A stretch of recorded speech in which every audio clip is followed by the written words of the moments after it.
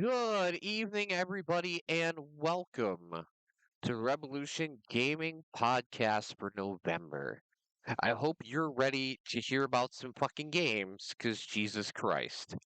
Uh, and as always, I'm joined by my wonderful co-hosts, Silver Trigger and Ray.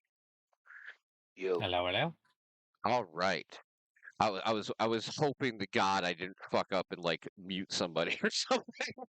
But how's everybody doing out there? I hope everyone's having a great evening on this Saturday. Yeah, we haven't done a smoke to your shit Saturday in forever, and we're not going to do one this week either. But probably next week I'll be back to doing it. I'm currently working on getting an upgrade for this laptop that makes it so I can actually run Borderlands 4 properly, and that'll be nice. Hey, thank you for the follow. Rise Up. Thank you so much for joining the revolution as we get closer and closer, little by little, to 13,000 followers. I think I've been on the crusade for 13,000 for goddamn like forever. All right. So, let us talk about our joke games first. Now, who has a joke game they'd love to talk about? I think we all have one since I passed one to Silver. Go ahead. Who wants to go first? Let's start with retail therapy. Retail therapy, okay. Yo, you didn't catch what Ray said about it? No, I didn't, and I was like, "Oh, cool! I didn't know there was a game about my wife." Oh, ouch. Welcome, Dan. Choose your. Yeah. Legally speaking, I certainly hope this isn't what your wife's job is like. However, I Oh, could this is totally what my imagine job this is store's like. this is what your wife would like to be working as instead. What? Oh god, oh god. What the fuck? Okay, admittedly I did not before you told me. So This is not a you kind of game, Silver. yeah.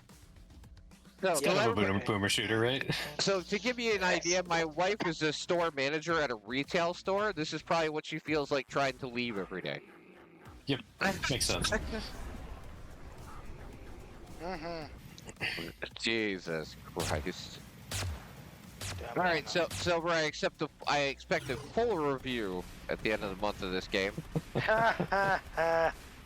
Can you make sure to get all the achievements too? I think it would be really helpful.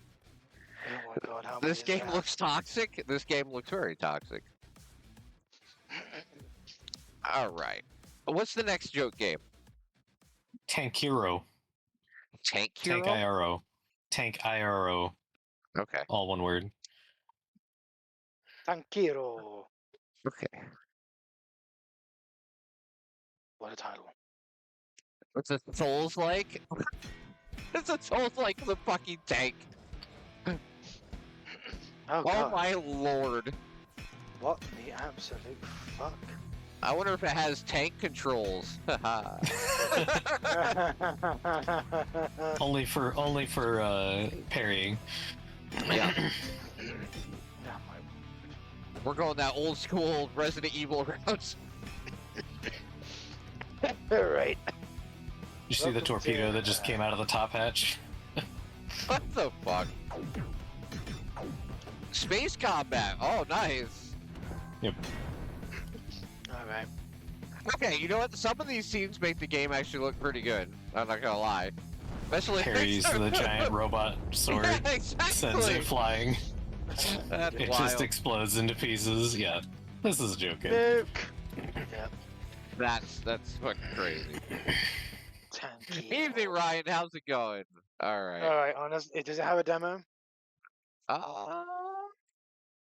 No. Sadly, no. Ah, All right. Mine is Dino Cop. Alright. Do you need a demo for that? I mean, really, look at it. It's a tank. Like you're probably gonna play it. Dino Cop. Yeah. So when Dino Cop. dinosaurs were brought back to life, and none of them wanted to be cops, so humans made you the Dino Cop. Walking around with a short ass hair. Oh god. The hands on raptors, that was the only thing I'm going for. I'd play Dino Cop. I mean, listen.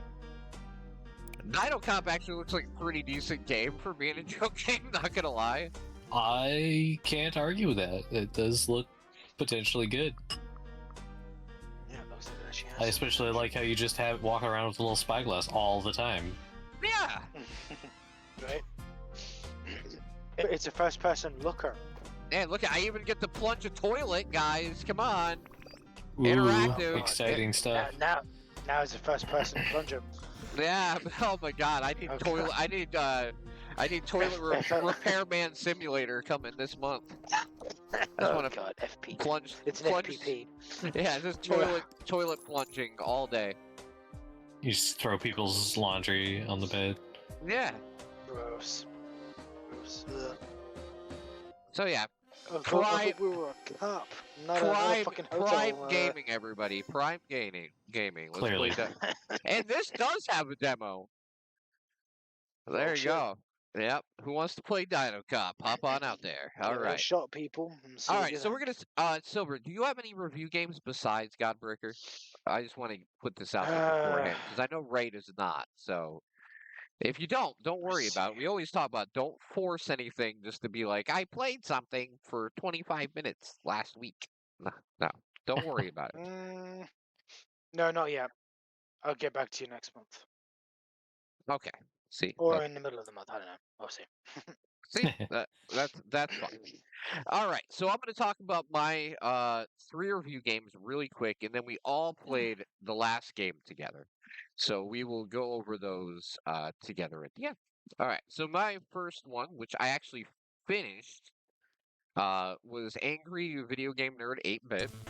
I played the whole Hey. entire game. Nice. Beat the game. Me and Shit Pickle right until the end. It was a nice like Mega Man inspired experience for sure. I was expecting it to be way hard, but it actually wasn't that hard. Well, I mean, okay, there was parts of it that were hard, but most of it was pretty easy if you know how to do action platforming, aka Mega Man or old school Mega Man games. Yeah, it was actually a really nice. It took me like I think an hour and a half to beat the whole game. So, but there is branching paths in the levels that kind of like encourage you to replay the levels over and over again. But at that point, you know, I'll go back to it when I go back to it. But the cool part is this game has 4K cutscenes of the actual Angry Video Game Nerd that fill in the gaps. Like it has like a 7-minute episode that fills in the Nice. beginning the story of the game. Like it's got Super Mega Death Christ, and you know, it's got all the characters that you know from the AVGN universe, and the cutscenes make it almost worth it on itself because it's actually like a double episode of the Angry Video Game Nerd if you put them all together. Wow. Yeah, you know, I wish it was longer, but for $17, I can kind of give it a pass on that. It does have a demo, which I would recommend playing if you like retro Mega Man style gameplay. And for me, it was a 7 out of 10. I would give it higher, but there's very little replay value. And even though the game is good, like I said, it is very, very short.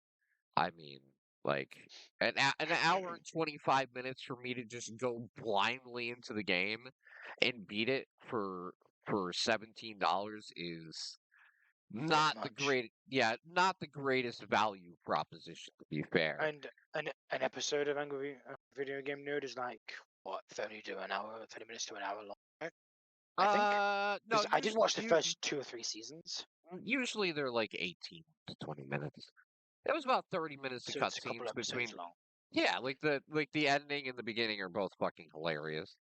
I'll have to give Of it. course. Like if you're a fan of the Angry Video Game Nerd, you're gonna like the game. Which especially, I am, mostly because of the profanity. Oh But yeah, who there's a doesn't like lot. seeing someone There's a rage lot over of bad it. games? There's a lot of profanity. Don't worry about it. Oh yeah. but no, it's great. Like it's a nice like encapsulation of like the NES version of an Angry Video Game Nerd game. Actually, I prefer the other Angry Video Game Nerd games like that they made before.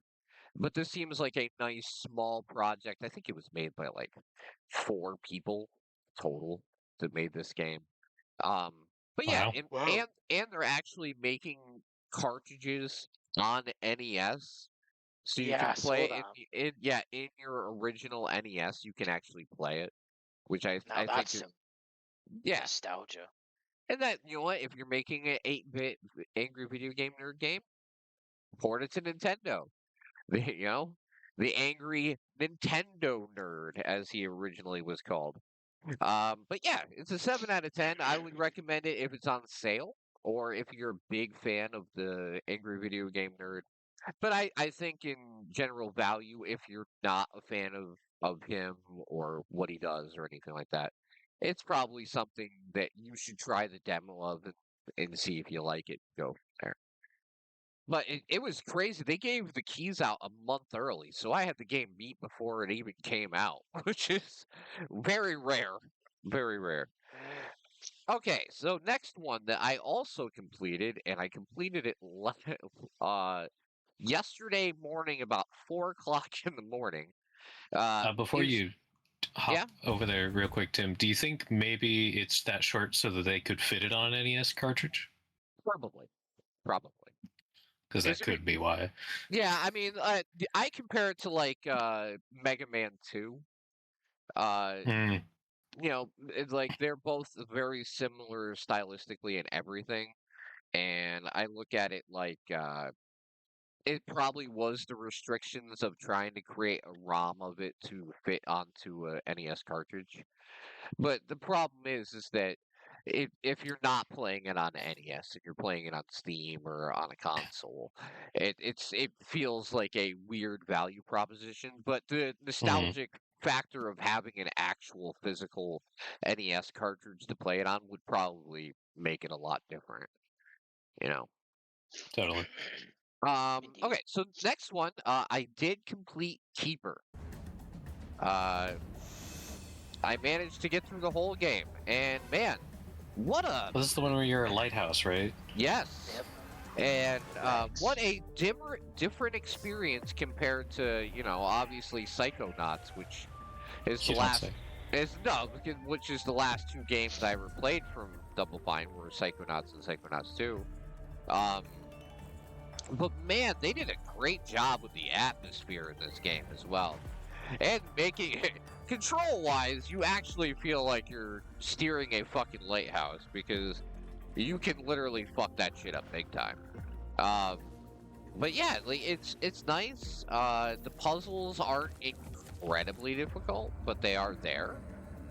It's more of this is more of like a psychedelic walking sim almost in a way. Um, Hmm. but it is so colorful and so like well put together. Because I mean, the basic beginning of the game is essentially a lighthouse comes to life, right? Like, um,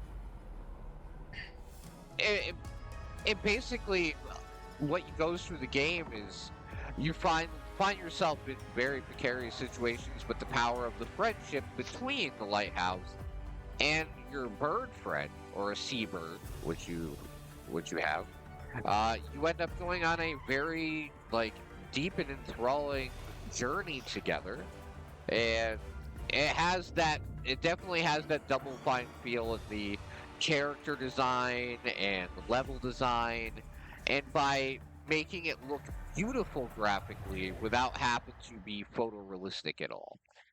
Uh, like if you don't like puzzle games, you aren't gonna like it. Let's put it that way. If you don't like puzzle games, you're not gonna like this game. But if you do, and you like cinematic, walking sim type games, are you okay? Okay. Um, my wife just walked in and I thought she was gonna fall over. That's why I asked.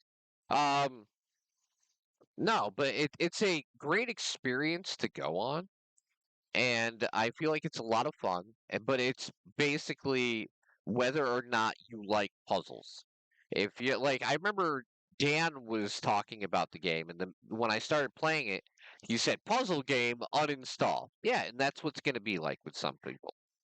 Some people aren't going to like it because of what type of game it is, but if you go into it with an open mind, it's a very, very like beautiful, fun, and actually rather heartfelt experience. I mean, the relationship between an inanimate object and a seabird, you wouldn't believe to have any like weight or complexity. But the game actually does a really good job of making you feel for these two characters together on this journey that they're on, which Technically, it's is animate, right? Because I mean, you came to life. yeah, So yeah, true, true.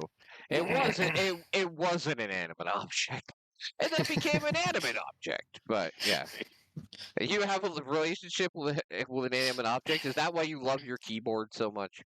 Uh, Bam. he's like, I'm a keyboard warrior. Me and my keyboard go to battle.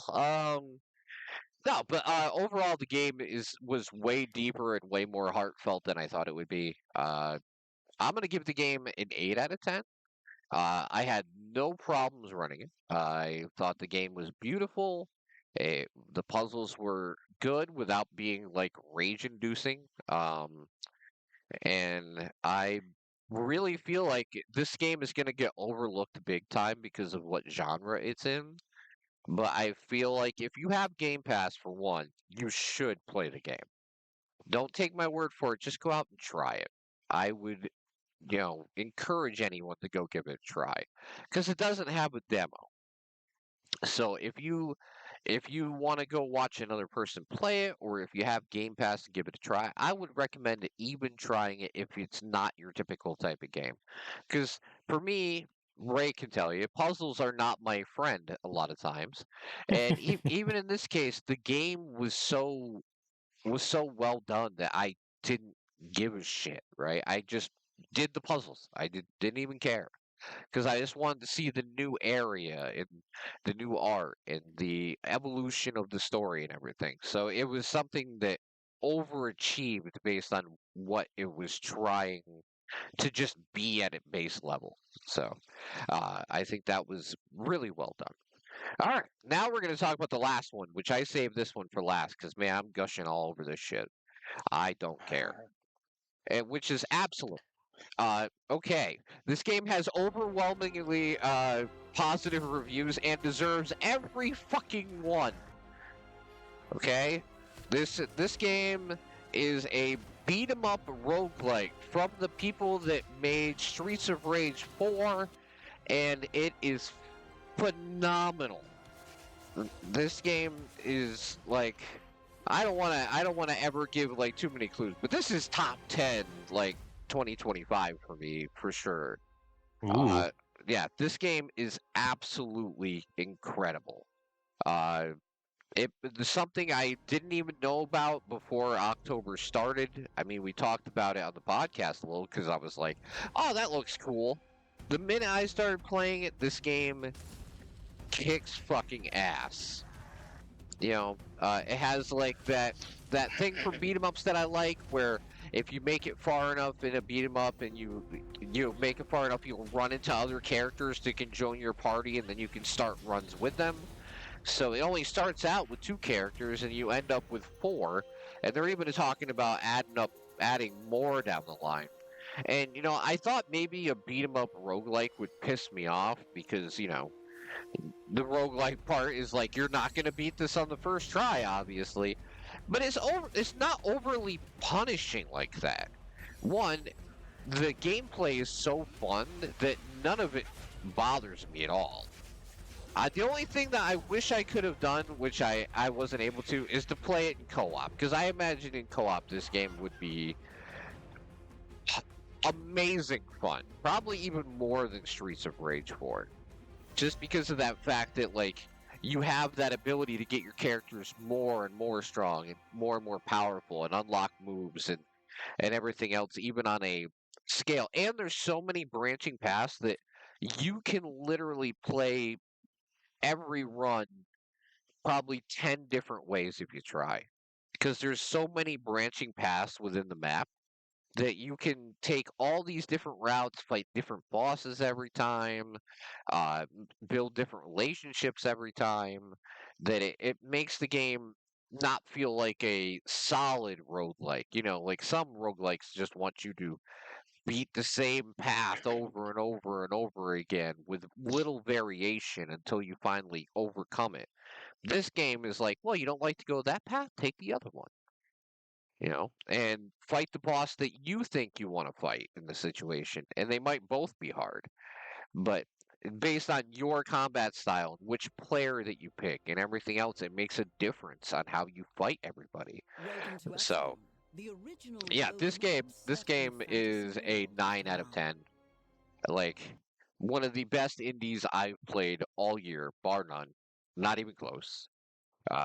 I love beat 'em up games, which I know gives it a competitive edge, but like I did not know that the people from Streets of Rage 4 were making a roguelike game. I had no fucking idea, and I love that I played it because my god, it was such a great experience. Okay, now I will stop making these guys be silent, and we'll talk about a game we can all talk about. So, We can't be think- silenced forever. yeah, I think that the dev team and the PR team really just want me to play this game forever. So we're going to talk about Godbreakers because we've played actually quite a bit of it between the demo and a couple streams now, and I'm going to let them go. What do you guys think about the game? Well, Go ahead, Silver. the combat is certainly fluid, and I do like how the each armor pickup that you can acquire via the chests or via defeating bosses or whatnot does actually alter how you appear. You can even have like sets as well. Somehow, sometimes the armor parts actually do fit with others, and they have each their unique style. And of course, each weapon type or archetype, whatever you wish to call it, has its own little combo and its own little secondary ability. Yeah, the combo's really nice and fluid. Sorry, Dan. No, Boracon, is that a challenge? It says we need to beat this game in a Saturday. I don't know about that, considering one of the bosses has always given us trouble. Well, I 3 mean, times now. I would say like on a base level, the game would get easier the more we play it due to perks, but Totally. Right, it but would- because it's of how just- random it is. That's challenging. yeah, but it's kind of like Risk of Rain, right? We struggled with Risk of Rain 2 at the beginning. Now, any run can get us to the end of the game. So it's all Oh, yeah, about it's all about learning about which ones are the best ways to go about things. At least with our play styles. True, but the problem is that Godbreakers is almost exclusively melee. There is no really ranged class right now. I Not even imagine there will be. the duelist. Although we Weapon- haven't. the shotgun The you have to duelist. fire. Yeah, I've played the duelist, and you still need to get pretty much up close and personal because it's like a shotgun. I suppose that's fair. It's not A very ranged class might be too good, easy in my if you opinion. try it in that game. Yeah, but then there are ranged enemies, so you could always balance pretty easily, in my opinion. It just depends on Right, but if you do that, then you might make it too hard for the melee classes. Like balance is a real delicate thing. And this is where it comes into the whole no iframes period when dodging. There's no parry system either, so you have to like swing a few times and back the fuck away, wait, then go in again. I don't like that kind of gameplay personally. I don't like it. I hate it actually. Personally, I don't like how Not a fan of the hit and run. that. No, I don't like that. I like being able to parry. I like being able to dodge at the right time. I like that kind of thing. Reward awareness.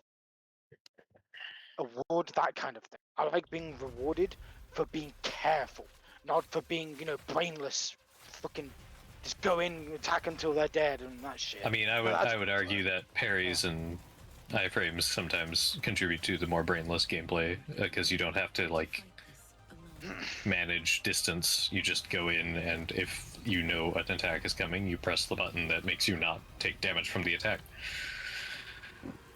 Whichever one that is. I feel like if they added I would say a tick of iframes, A it would little be bit extra would be yeah. nice. Yeah, Just a that's what little I'm saying. bit. Yeah, like not you don't have to make it like to the point where you could just spam it all the time. But I would also say You that can anyway, because having you can dodge. but having like no iframes would it does make it kind of difficult sometimes. Um, like I don't mind the way that that combat is constructed. The only thing that I would say that would make it easier for me personally is if more health was available to find mid run. And you weren't almost completely stuck on the fact of using the what are they called, charges? I don't know Right. coils. You're like healing charges. Coils, Yeah, that's what they that's are. it. Yeah, like you know, using coils to Stay alive. heal. Yeah, I mean, if like, I understand that you can through permanent upgrades you can make it so more healing shows up, but having any sort of healing, like even little bits from killing enemies, would make it a lot more feasible to try and complete a run. But to be fair, like a run is only 4 sections deep, and we're Mhm. already at the second section. Because if you look at the map when they show you like you know your picks, once you get Select the to next third, stage, yeah. yeah, there's only 4. It's only 4 levels deep, regardless of which way you choose to do it. So the runs are not extremely long. Well, at least on a level scale. Time-wise, it's probably like 2 hours, I imagine. I would say that it seems very like what's the word I'm looking for? Like purposely balanced the way it is, either for the like more end game upgrades or because of uh, like how each weapon interacts with each other. Because like the pillar gets to give everybody a shield for a hit for a brief time, and so like if you have enough support utility in some of the weapon skills, I could see not needing to rely as much on healing or dodging in those cases, but that's going to come down to what weapons you're bringing, what skills you have unlocked for them. I mean, you did find that skill one time that made it so you had like a healing aura, right? Well, yeah, it wasn't even an aura. It was just anytime I used my coil, it would give you guys a small heal as well, which was kind of a neat idea. But that also felt sort of restrictive in like, okay, well now either it's I don't use my coil selfishly to try and help you guys survive, but then have less heals overall for myself, I would say or that have to be used really strategically. right. It's kind of like it was more it because of how restrictive the coil quantity and acquisition is that feels more like it's a bonus on top of healing myself. Like you guys just happen to get a little extra on top, rather than oh hey, this is a new way for me to use a resource I already had. And we haven't gotten too far down the upgrade tree, so it could be that later on it stops feeling as restrictive. But especially for an upgrade like that, it feels like it's not as useful even for an entire team because of how limited you are on getting coil charges. So to give an idea of BoroCon, for us to be able to do that in a stream, I would say that we would have to get together, play a few runs off stream, and then do the permanent perks to make it to the point where we feel comfortable health wise trying to take on something like that.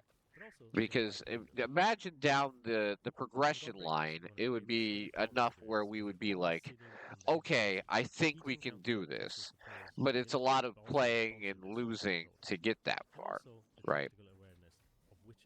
And I mean, it also depends on how much time we want to spend on it too. Because if it's like the whole Saturday, we might be able to do it in a whole Saturday. Yeah, it would depends. have to be a whole Saturday. It would have to be just that game. That we would have to just play that game. Although you do have that little feature with the ammo too, don't you, Tim? About requesting an indie game played in full. So if anyone wanted to do that, you know, might have to dedicate a couple sessions to it then, but we could probably do it.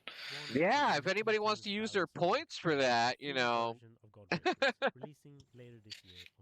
Well, you guys got. I do like the game. It's got great combat and a fantastic foundation, and I love the, like Silver said, the equipment changing your appearance. So like pretty much two runs are going to be the same looking.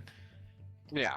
It all works really well together, and the equipment so far I've found has interesting abilities or skills. Some are going to be better than others, but specifically for that one that we were talking about, where I was healing you guys whenever I use this heal skill. Either if there's another equipment that maybe gives the charge, like your coils, like more coils overall, and they do less healing, maybe, or another one that like makes you use the coil faster, because it's a pretty long animation to heal yourself with the coil. You could easily like get hurt while trying to heal. That's one of the permanent perks too. Is that it takes less time. I did pick that one up. Yeah. But it would be interesting, like if you wanted to synergize equipment together, like so you have the heal that, or the equipment that makes you heal everybody. Add some ones that do give you more charges and also make you heal faster, but you heal less. And then it would be very interesting to have all of those combined to make an interesting synergy.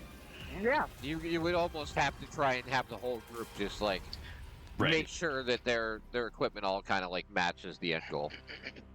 All right, so currently my thoughts on the game are a 7 out of 10, personally. It's not in early access, so I'm not going to put it in that. It's not under that restriction. But the game is good, but I feel like we even talked to the developer the other day when we were playing the game. And he even said that like the game is constantly about tweaking and trying to balance and everything. And I feel like over time this game is going to become something better than even it is right now. And it's got a solid foundation right now. I find the game to be good, and I just feel like it needs a couple tweaks and a little bit more variation, and it's probably going to be something that will have a lot of legs and, you know, people want to play for long term, because I feel like that's why the perks are so deep and, like, time consuming, is it's about keeping your time, right? That's what games are all about. Sure, they get your money, but they also want to keep your time. And yeah, I feel like that's what it's trying to do. Is sure you can beat this game, but you're gonna have to put some time into it to do it. So, what do you think, Silver? What's your thoughts on the game overall? Yeah, I'd say roughly a 7, honestly. Because you know. Thank you for the shriek houses. Lack of iframes and because of the latency latency too, I can put a dampener on the experience slightly, but you know, that's beyond the game. Yeah, that's not the developer's fault. That's more like my There's only fault. so much they can do there, right? Yeah, and there are times where a bit too much happens on screen, but that's why it's 4 players. So if you have 4 people, taking out a group of enemies here and there, you know, either focusing on one target at a time. All right, before we move on, I do want to mention one thing. Yeah. I do want to mention one thing. The bosses are cool. Oh yeah, they've got great personality. The bosses are cool. Especially the luchador wrestler. Yeah, the luchador boss and even the bullet hell boss that we struggle with mightily, they're actually really cool bosses. I mean, Oh yeah. well, Boss let's not design's take pretty that away from them. Their boss design and like their boss character is actually tremendously good. But okay, what about you, Ray? You're the only one that hasn't given a score yet. I think I agree with you guys. 7 seems like a fair place to put it.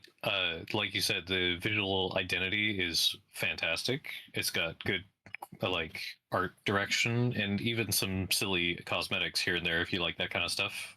And great ways to unlock things. The progression is clear at very least, even if it sometimes feels like it's a little too necessary. Um, at least for a casual player. And I think our frustration on like survivability is more of a compound of the few issues, like the fact that there's no iframes, there's no blocking. The only one class that I've seen so far has a shield or block of sorts, and the fact that the healing is limited, slow, and hard to improve is maybe, like Tim said, designed to encourage you to go down the progression tree more so that you can actually survive the runs. You know, I know one thing. And Next time we play this, I am not hosting because I know that the latency issue is mine. yeah, we could give it a try with somebody else hosting, see if anybody else has a slightly better connection to everybody or not. Yeah. But yeah, so just based on all of that, I think 7's definitely a fair score because it's a great experience now. It's a solid foundation, and fortunately, the devs are still dedicated to working on the game. They're not, getting it out and running away. They're definitely trying to make it a good experience, and that's always encouraging. Yeah, they're definitely engaged. I mean, if they show up at my stream and stay there till 2:30 their time in the morning, they're certainly engaged. There, right? I'll give them that. Somebody's got passion for the project at the very least. Yeah, I mean, the game was probably all of them. The game was made by 6 people. I mean, I'm not gonna be that harsh on it. Of course not. All right. So let's talk about the topic real quick because we got about 8 billion games to go through for November. So well, before that, yeah, go ahead. Before that, we have pick of the month from last month. We can go over real quick. Okay, so Murmish lost because his game didn't even release. Yeah, Murmish was technically disqualified there. No release on his game. Third place is, I believe, Tim. Wait, no, that was Tim's game, right? By Sweet Carol was Tim's game. Yeah, that's mine. Now, you had a nice number of reviews at 584, but it was only mostly positive. So by our rules, that means you are behind both Outer Worlds 2 and Isopod. Isopod was very positive with only 226 reviews. And I don't think it's any great surprise that the Outer Worlds 2 came screaming in at first with over 1,700 reviews at very positive. So congratulations, Silver. You chose the pick of the month. Yay! I wish Murmish was. I wish Murmish could be here and be like womp womp, right? Because his game didn't even come out at all. So no release. Back to coming soon. So we do this for fun, right? We do this for everybody out there. We do this for fun. But I feel like the points don't matter. I feel like November is going to be extremely difficult to figure out what game to choose because of like one the lack of really high profile releases and the fact that it's pretty much going to be a crapshoot no matter what we pick. I think it's going to be very interesting to see who wins. Definitely. So the topic for this month is something we've talked about and dabbled in, but we're going to take a different approach to it. Because next month and January are obviously the awards podcast that we do. So for this month, we're going to talk about AI. Now, most people hear the word AI in gaming and automatically balk at it because they feel like, if AI is involved, people are losing jobs, working. And I believe on a big scale, if you're EA, Microsoft, Ubisoft, like any of these big companies, if you're using AI to fire 12,000 employees, then I'm not on board with it, obviously. But I feel like there are some uses of AI that I find acceptable in games.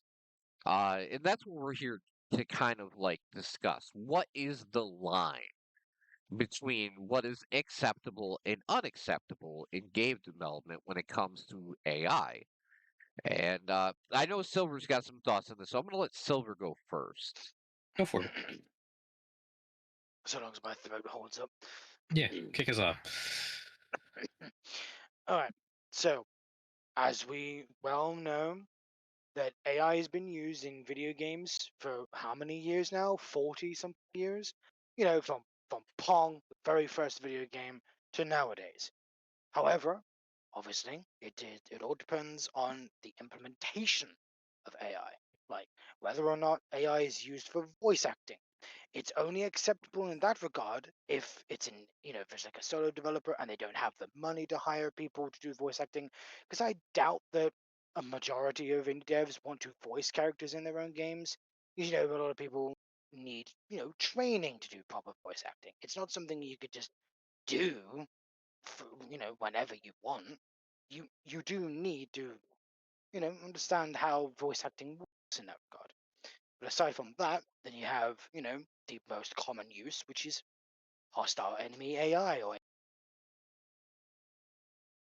But without that kind of AI, every single game that will be out today will just be player versus player. There'll be no NPCs in existence or anything, no questing really. Players would have to make their own quests and give rewards out to other players. It's still it kind of just And remark back to Fallout 76. I was gonna say it That comes was back to that doesn't was it?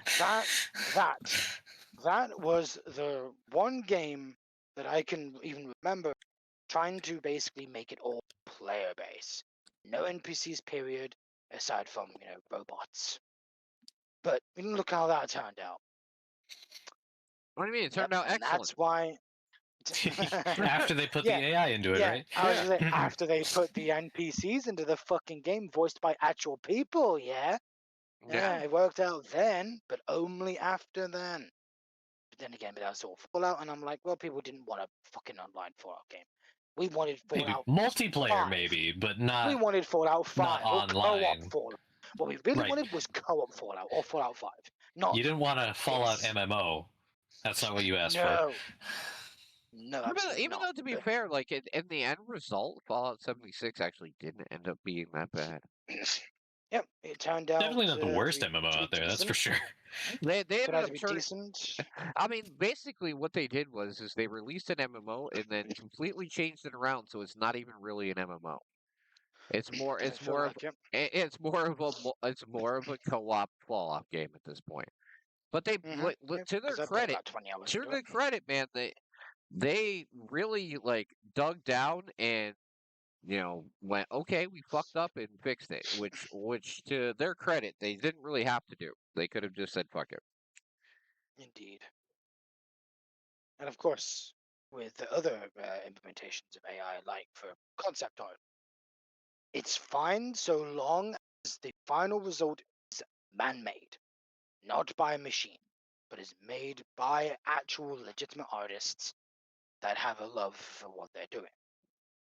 Because then you're just literally taking jobs if the AI just does it all from concept to final result. That's just stealing someone's job, in my opinion, and that's not fucking cool. And then, of course, there's I'm sorry, Yeah. go on. No, I was gonna bring up. Roy said something real quick. Upscaling AI isn't bad if it's used by fans, but it's awful if a big company uses it. Yeah, we've seen a couple examples of this. We've seen it with Rockstar when they released the remastered collection or whatever of like was it Grand Theft Auto 3? Oh Or yeah, Grand Theft Auto 3, San Andreas, and Vice City. yeah. The main issue is that using inherently theft is because AI was trained on someone else's work without permission. That's true. No, but like they tried to use AI to upscale a lot of the old GTA games, and that was fucking travesty. Yeah, it went very poorly. And EA is like balls deep in AI right now after the transition, well after the purchase, and they are like going heavy with AI, and also it was recently released that like developers are having to go back and fix some of the things that are created by AI because they don't work properly anyway. You don't say. So using it as a game building machine is definitely still not in the cards for anybody. But yeah, like Plants vs Zombies, you're talking about the remaster that released recently. Yeah. Yeah. You know, that they're of course they're gonna do that with everything they possibly can, Roy, because they probably don't have any faith that the game's gonna sell like gangbusters. They just want to be able to milk nostalgia off the few people they can. So they figured they would just do the most low effort, cheapest possible way to re-release the game. And it also uses a massive amount of resources, energy, water, etc. And giving it a pass for gaming is just opening up the door of the market to flow with the AI slot because people who use their hearts and souls in the game can't keep up. That's true. That's true. And I feel like AI releases are becoming more prevalent even on the non like unknown game front. Like especially I don't fucking care, I'll say it. Like on the generative porn fucking games or the smut games or anybody that a lot of just gooners will go fucking buy. A lot of I that is mean, just low effort already, but then when yeah, you make the bar even lower, it's like, yeah, they'll just use that to make AI art just to have 'em bang. I mean, the amount of AI porn and furry and everything else games that I see on Steam every month is fucking horrifying if you want to put it that way. I don't like to filter when I go through my Steam listing because sometimes you filter out things unnecessarily that you do want to see. But by not filtering it, sometimes I run into a shit ton of stuff that I wish I could not see. Get my point. Uh, Yeah. yeah, I would say Dan is correct. I don't think that you should Mhm. open the floodgates to AI being in gaming. I don't think we're going to have a choice because I feel like EA and Ubisoft and Microsoft and Sony and everybody else is just going to continue pushing this idea of using AI as a replacement for people to save money and build profit margins. But I was gonna. The whole point of this conversation was the fact that AI is good for gaming. It was the fact that if you're a low budget studio and if you have a choice to do uh AI voices for dialogue or have no voices for dialogue, your game's gonna feel like already an inherently better value if you have voice acting in your game. I'm not talking about the big corporations. Like big corporations have no excuse not to hire voice actors for the game. Right, Yep. Pokemon? Right, Pokemon ZA? Yeah. Yeah, fucking Yeah. oh, Yeah. Since when has Pokemon had voice acting in the games?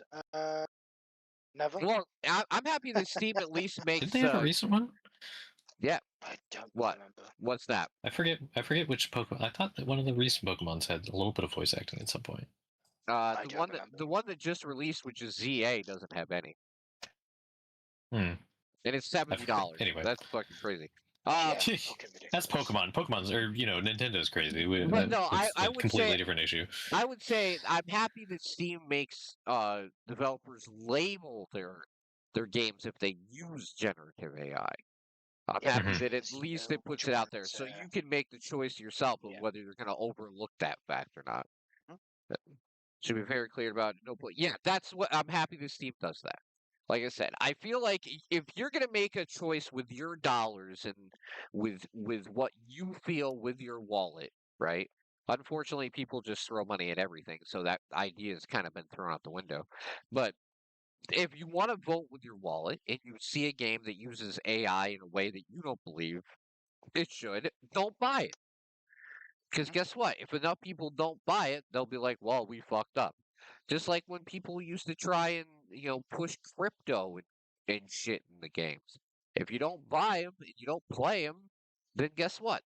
It doesn't matter how much crypto's in the game. Then they're just going to go bankrupt. And then they'll be like, well, fuck, that didn't work.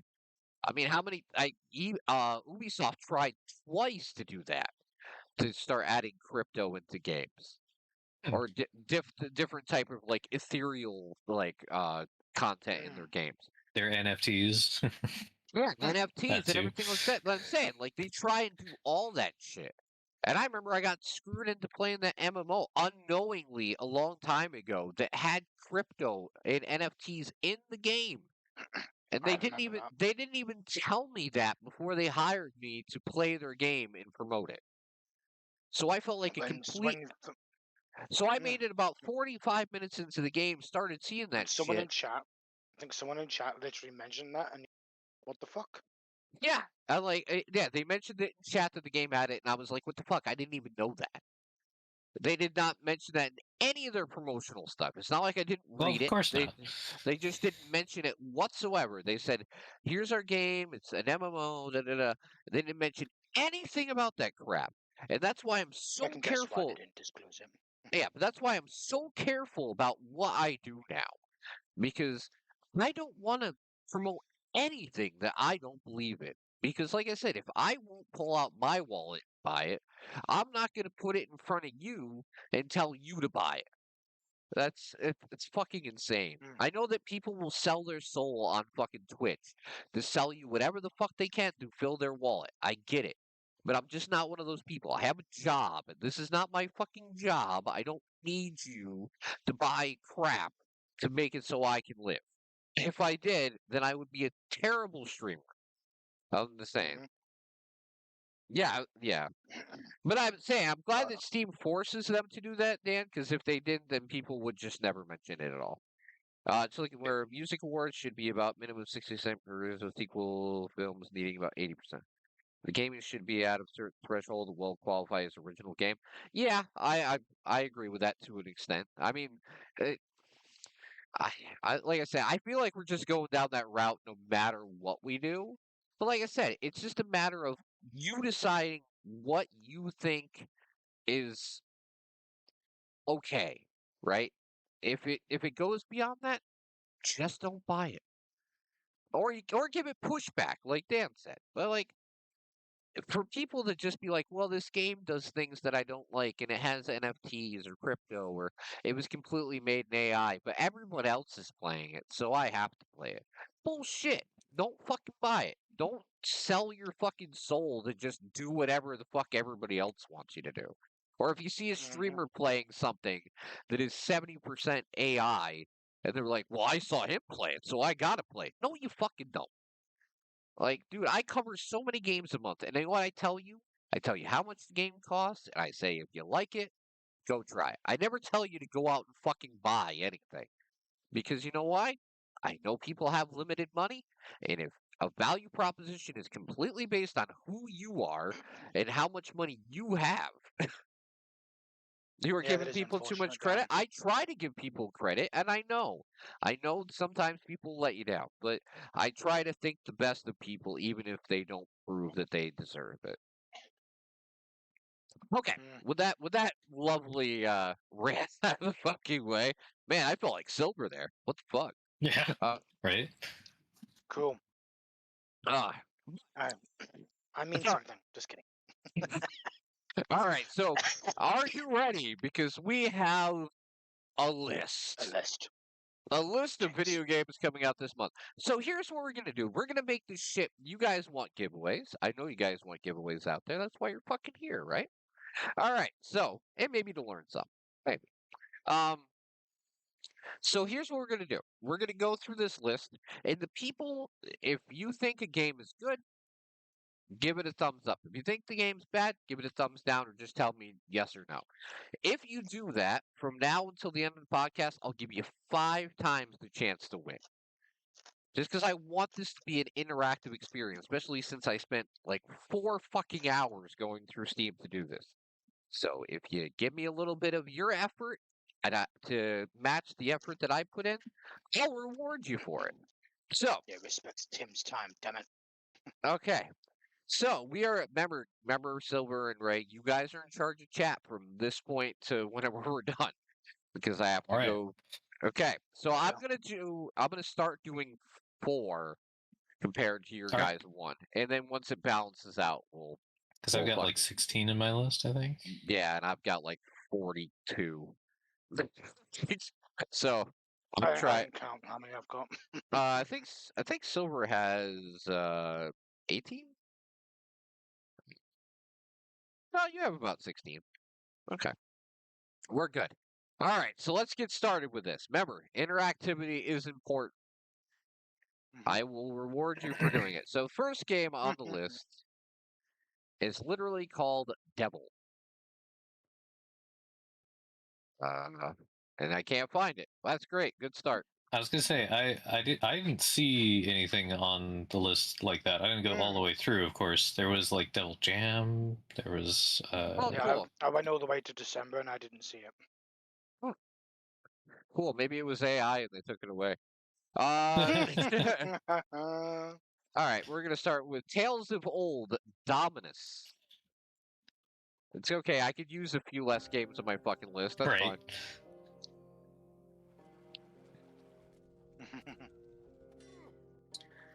So you know what this game makes me feel like is an indie version of like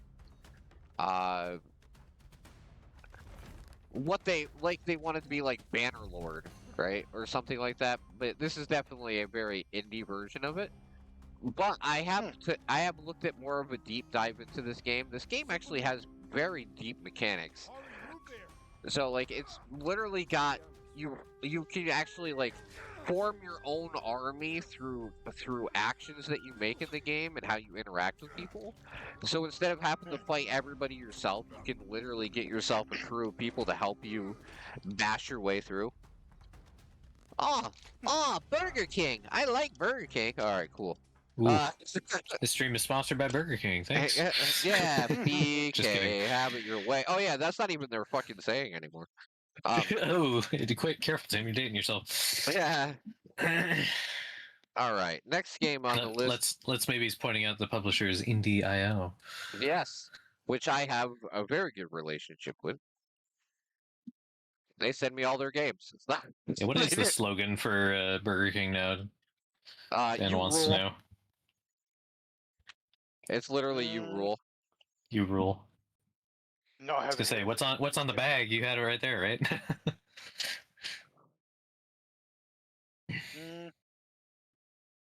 Da da da da. Here's Cena Rocket. Oh boy, Cena's here.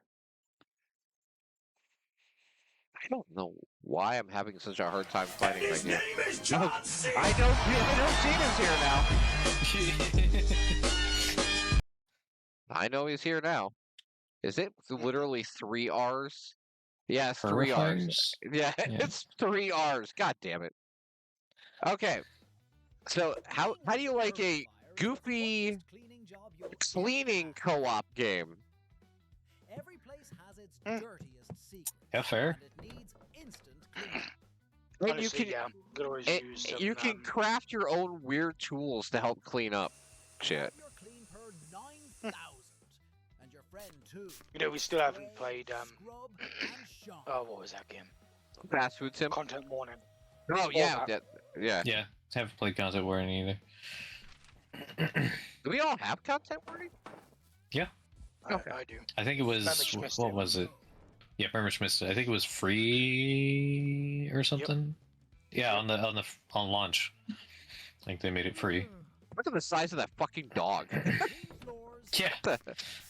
That's a big dog. So basically, think of like what is it? House Flipper. Yeah, our House Flipper and with your friends. I thought it was a pretty cool game. We'll clean up, but without the blood.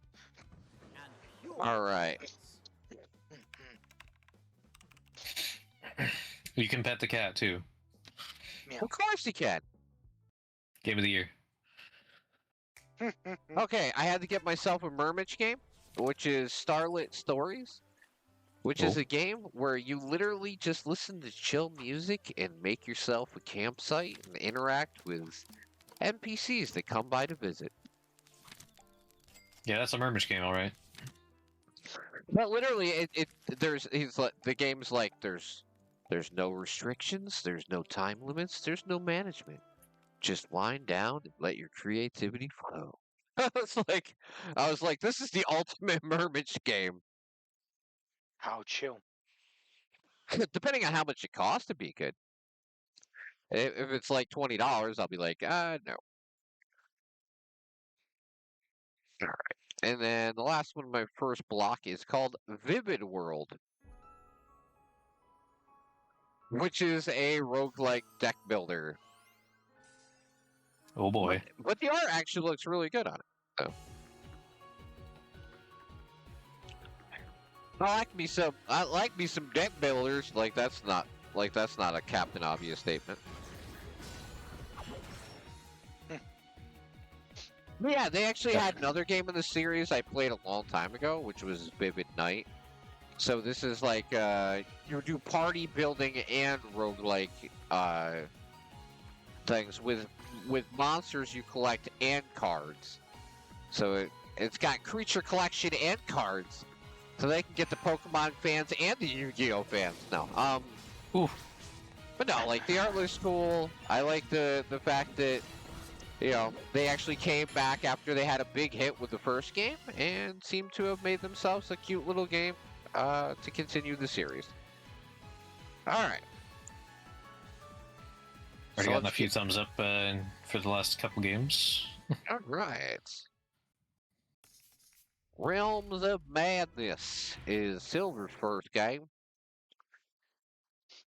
Is it surprising that it's Realms of Madness would be Silver's game, and it's dark and brooding? Not at all. Silver's City like, Builder, though, yeah. It's only the first game because, well, you did it in order, right? Yeah. yes and no. My list order ended up going like random dates in between other games because I then decided to finally switch to genre. I haven't done that in a couple of months, so I decided to do it this time.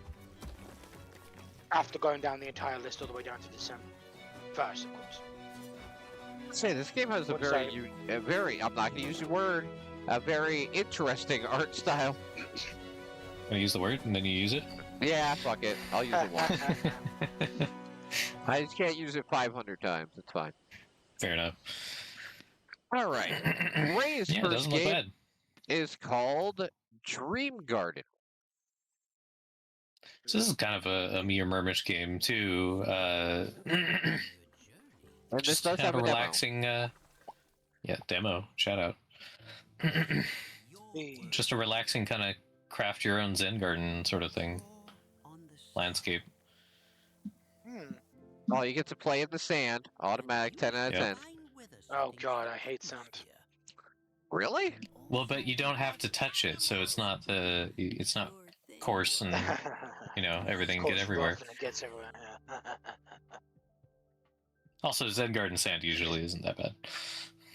No. It's just the texture of sand. Usually Very smoother. hands and, the texture of sand is just You gotta have that very smooth white coarse. sand. And yes, the demo, we do have a demo for this game. So I've been talking about using a demo thing, and the funny thing about AI is I was like, I could use AI to make one, and I'm like, nah, I'm not gonna fucking do that.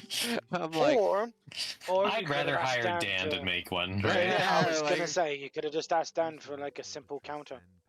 I know, but that's what I'm saying. I decided not to use AI. That's what I'm saying. You could Well, you could contract Dan to do it, and Dan can use AI to make it. I'm kidding. Yeah, exactly. The Dan does it is ethical. No, If I do it, it don't. I'm pretty sure Dan would be like, making a counter is very easy, especially for someone with his talent. He Absolutely. might have one lying around for all we know. He'd be like, "Yeah, sure, Yeah. stick this." That's it. Out of a- We have I don't a free-to-play Sonic game. Yeah, The when was the Sonic- last time that happened? It was the what was that one they released? I don't remember. Wasn't there like a joke one they had a while back? Oh, yeah, the what was it? The romance game or yeah? I think that might have been it. Yeah. Yeah. But this is actually like a competitor for Mario Party. Ooh, So it's Sonic Rumble, and it can be played up to 32 players Holy together fucking shit. playing in different mini games. that's definitely different than Oh, Mario wow. Party. Wow. Holy shit, that's quite the freaking player bump. Huh? Yeah, I'd like to give it a shot. It's probably going to be microtransaction hell, but if the gameplay is fun, I'd like to give it a Oh, shot. that was it, right? The murder mystery Sonic game. Yeah, Was oh that- yeah, was that that's what- it. That's Oh what yeah, it was. oh yeah, Thank you, Les Baby. KFC released the dating The dating, game. yeah. Yeah. Oh yeah. I remember that. So fucking Yes, dumb. thank you, Les Baby. That was the one I was talking about. The murder Right. mystery. Next game is something I played a long time ago, which is the first game in the Siberia series. and it's actually getting a remaster of the first game, which I don't know who asked for it, but I like Super Siberia, and the first game did not age that well, so I will. I think I have Siberia 2 or 3. I can't remember which one I have, but I like adventure games like that because I've played the longest. I think it's called the longest journey, Yeah. which is very old by now. It came out in the 90s. So yeah, it's like that, but different. Different. Yeah, different. Well, let's check. Different Is it made? aspects and- Is it made by AI? Let's check. Let's check. Let's check. Yeah, did they announce that to Steam and actually follow Steam's rules? Well, it doesn't say anything about AI. So, and it seems how they're forced to. I guess it's not made with AI. Sorry, guys. Yeah. We can't hate on it immediately. Well, I guess that's a good sign for now. No, I don't think Microids would be using the AI. Microids is a sizable indie publisher. They're not like trying to save $10 to ruin their franchise. Right. That's the problem with indie franchises. You do that with an indie franchise, you could kill it. Oh, it's dead on arrival in some Yeah. cases. Yeah, they can't eat that like EA or somebody could. All right, the next one is The Last Caretaker. Mm.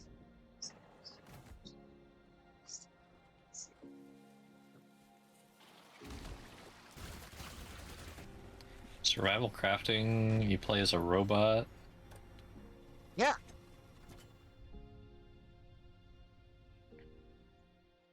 Right, and you can use automation, which automatically makes it good enough for some Ooh, people. survival automation Plus, there is a demo for the game. and boats. Yes.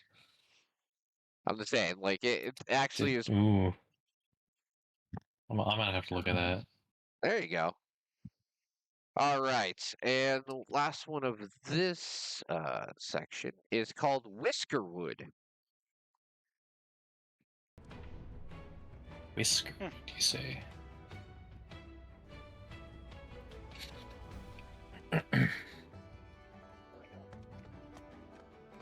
City builder, base building, strategy. Yeah, you're building a city as industry. Oh my god, I can't speak today. Basically, industry rats. Okay, you're trying to build a city of industry with rats. Oh, industrious. That's what Yeah. you're looking for. Yeah. Industrious rats. So, or mice or rats. So it's kind of like Timberborn, but with with a different kind mice. of different mammals. Yeah, and it's the building and everything's a bit different, but yeah, like I thought it looked really, really cool. I mean, if they can make these- it significantly different, which it looks like they can already, they've got like boats and sailing and Yeah. stuff. So I wouldn't want an Cool. exact clone of Timberborn. Timberborn's great because of how unique it is. hmm. Maybe not everybody would agree with me, but I think Timberborn's a quite good game. Definitely. And this one does have a demo as well. It doesn't have a demo right now. It did have a demo before. Well, it's going to early access, so I guess that's kind of different. Right. I can see why they would do that instead of a demo. Yeah, they're like, please try our game. All right. This Yes, one I know. Timberward is close to 1.0. You're correct. Looks like they're doing a lot of good stuff. Okay, this game I know has a demo, which is Brush Burial Gutter World. Yep. It's quite the name, but it's. That's something. Well, I'm gonna be honest with you, Silver. Some of the moves at the beginning, I literally thought this was a porn game for about 5 seconds. I can tell the devs are wrestling fans. Yeah. Gotta do luchador moves to take that opponent. Snap, crackle, pop.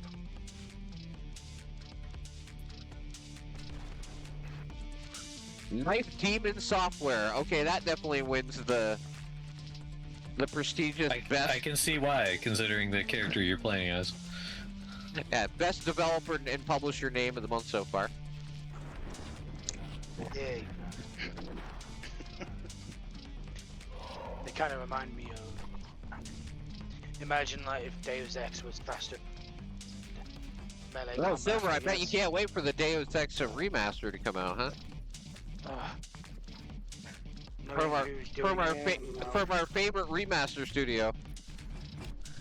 No, Is it multiplayer? I don't know. It doesn't really look multiplayer. No, single player. Rafonso was asking. Single But player. I did find a few. Family friendly. That was an interesting tag.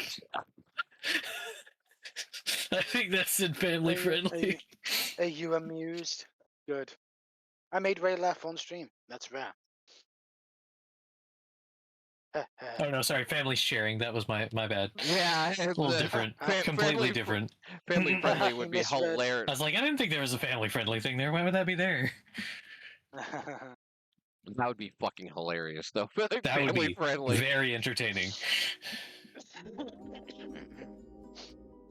Verter. Another kind of like sandboxy atmosphere, casual thing. You get to kind of like mess with growing plants in a ski kind of art style.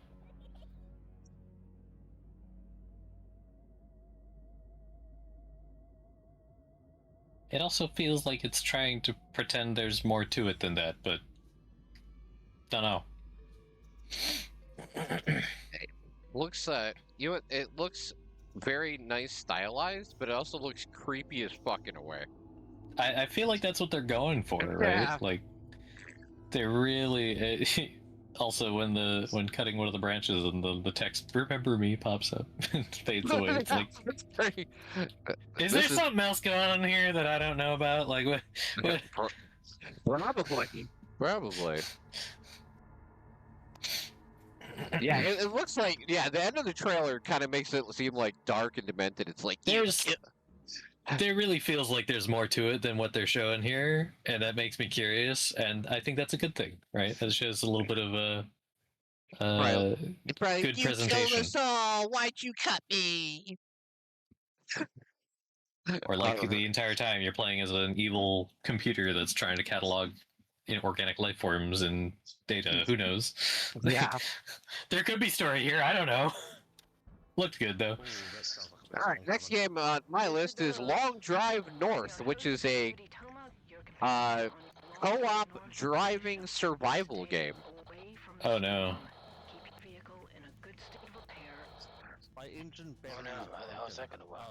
That's How much co-op? Is it like 4-person co-op or Yep. just 2 people? It's 4. lot of crap for somebody who ain't got Oh an boy. RV right now. Because you gotta hunt, cook, drive and repair, and hunt Yikes. and everything else. All. You said hunt twice. Oh, do we? Hunting's sure. important, okay. Okay, sorry. Fishing. Fishing's there too. Oh, God. fishing, yeah, there. I just Fair picked enough. up an improvised Wait. crowbar. Is there like a sleep mechanic? Because if there is, then does that mean we actually have to take turns? That'd be kind of I'd be a Take bit turns too driving. aggressive. That would be pretty immersive there. I don't think I've ever had a multiplayer game. that Or your involved character fishing. like automatically falls asleep if their rest falls too low. You fall Okay. asleep at the wheel, crash. Ooh man, that would be immersive. I love games where I own it and I don't remember how the hell I own it. But I don't know. I don't even remember. How'd that Like, get in there? yeah, I looked at this game and it's like it's in your Steam library. I'm like, fuck, it is? What? Jump scared by your own Steam library. Yeah, I'm like, what the I fuck? thought October was over. All right, next game is Unbeatable.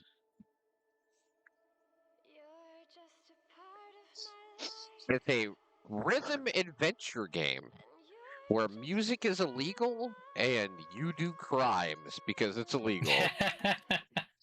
What a tagline.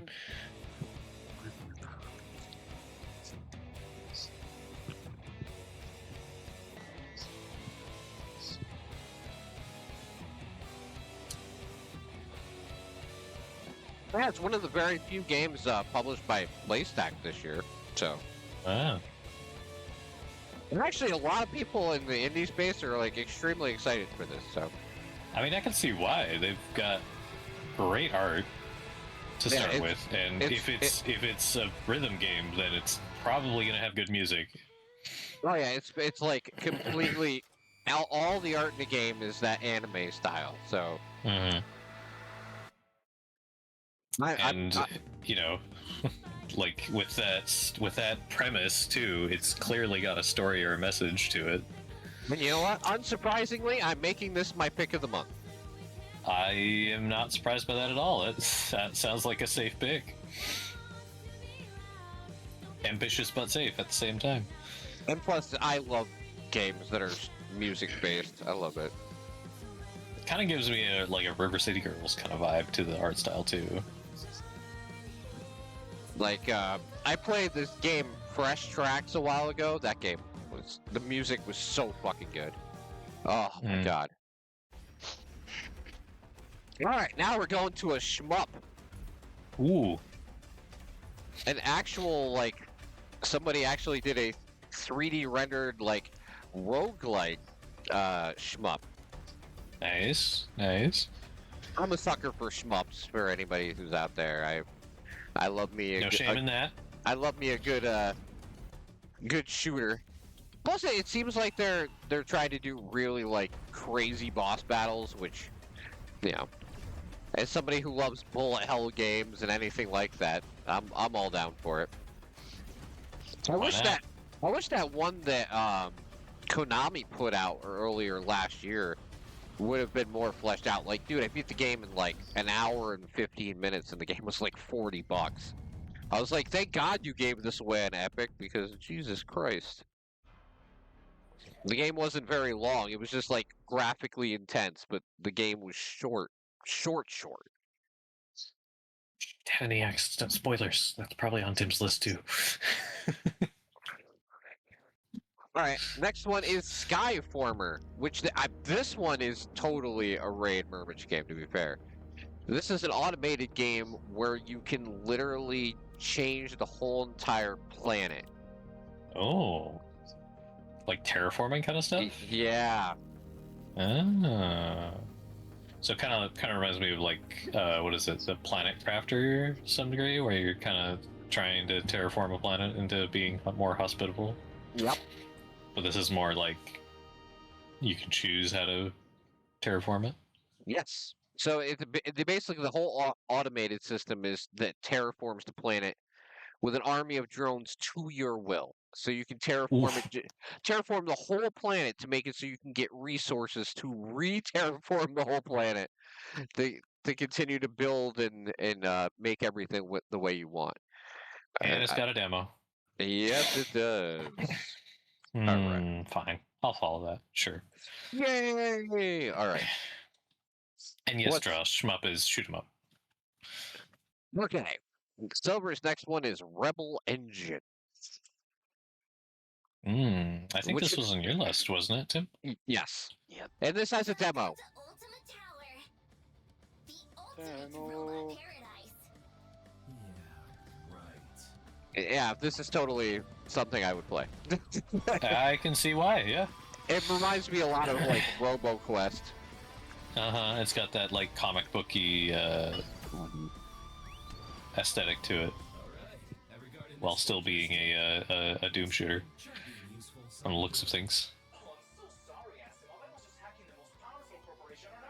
It's got a floating skull that we can talk to. That's of course. Fantastic. That's a point right there. And it does have a demo, which is nice, because I think I'm going to try the demo. I haven't seen it available anywhere for request yet, so at least I'll check out the demo, if nothing else. Yeah, that'd almost be fun to like do post podcast of like just a demo stream of like you go through as many demos and from the podcast as you can. Oh God, there'd be a lot. We could do it. That would be a lot.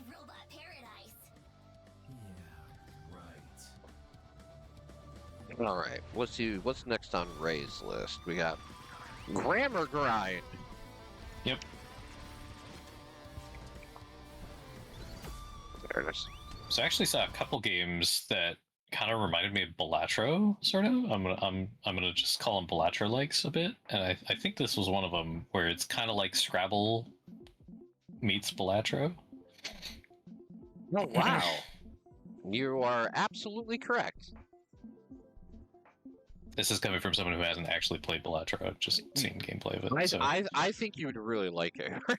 I agree. From what I've seen of it, I think it would very easily get addicting.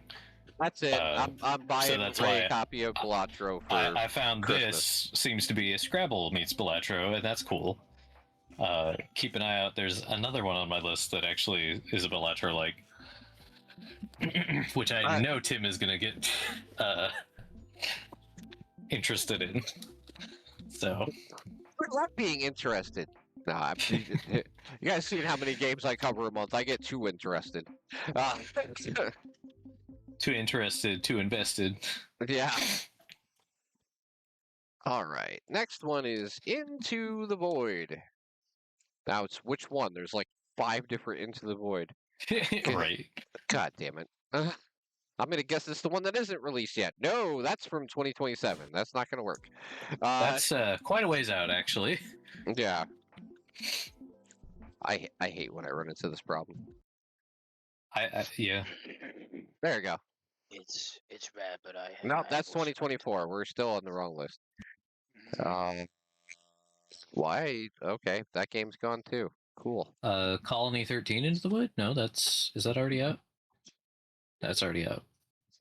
I have no idea. I'm not gonna do it. We'll just keep going. Shard That's Squad. me. And this one does. This one has a demo. So this is action roguelike with creature collection and bullet hell. What a combination. Or kind of like a Vampire Survivors like in a way. It's not all like that, but yeah, the general basis is survive hordes of enemies. But you get to collect different creatures and boost them up to try and, you know, get through the level with as much ease as possible. If it's a shmup you're looking for, then there is a coming soon Into the Void, but That's probably what happened. It probably got delayed. could be. Happens all the time. Mm-hmm. Oh yeah. Happens to the best of us. A few too many times this year. Sunday. Sorry, buddy.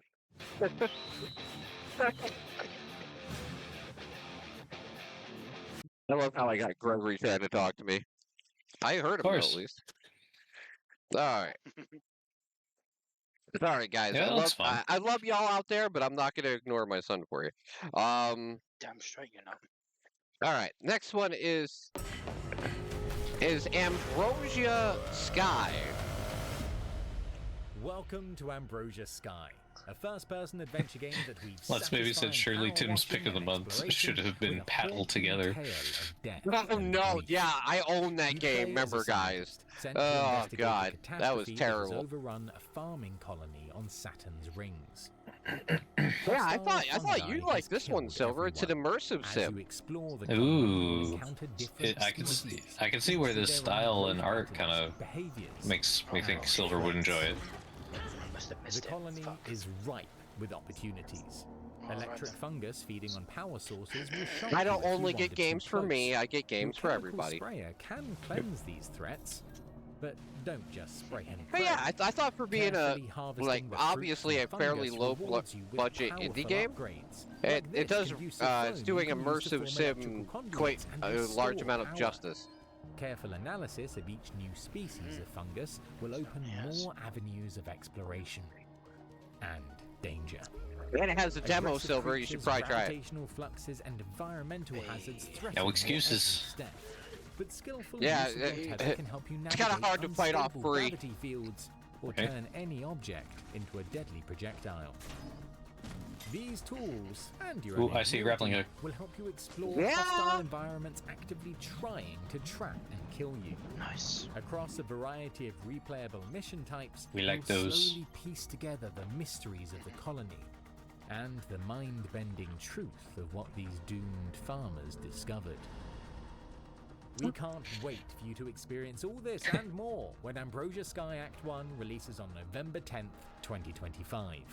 To learn more, go to Ambrosia Sky. Let's maybe, obviously, we're all looking forward to Tarkov. Wink. Yeah, totally. That's my genre of game. Mm. All right. How about Dragonhold, Silver? It's This a looks like that one dragon game we played. but this is a single player and co-op RPG with dragon riding. Ooh. It's not PvP, so Silver will actually play it.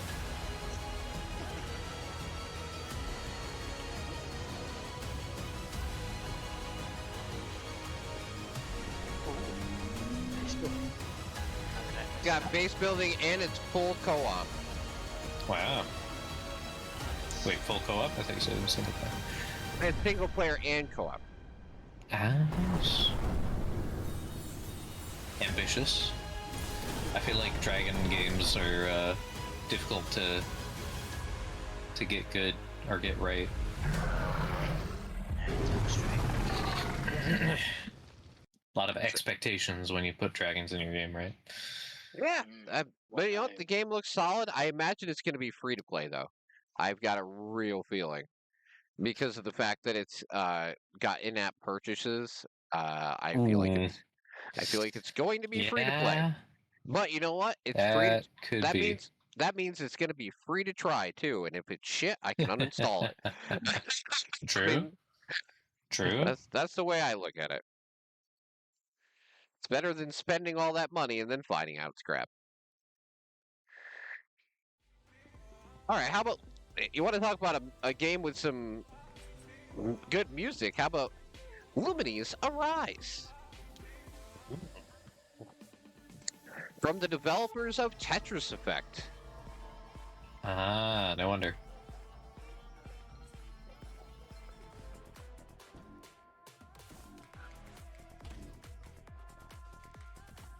Like I'm a sucker. If a game has good music, I'm probably gonna play it regardless. Anyway.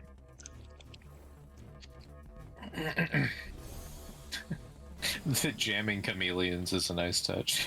Yeah, it is. Actually, the game is not going to be free to play. It's not. Really? That Dragonhold, nope, it's not free to play. That's surprising. It's early access, and because the way Well, to let me check, guess. Let me guess. they- It's gonna be they- paid early access and free once it comes out. That would be an interesting choice. Too many games do that. Well, if it's paid and in-app purchases, that's gonna be even worse. Eesh.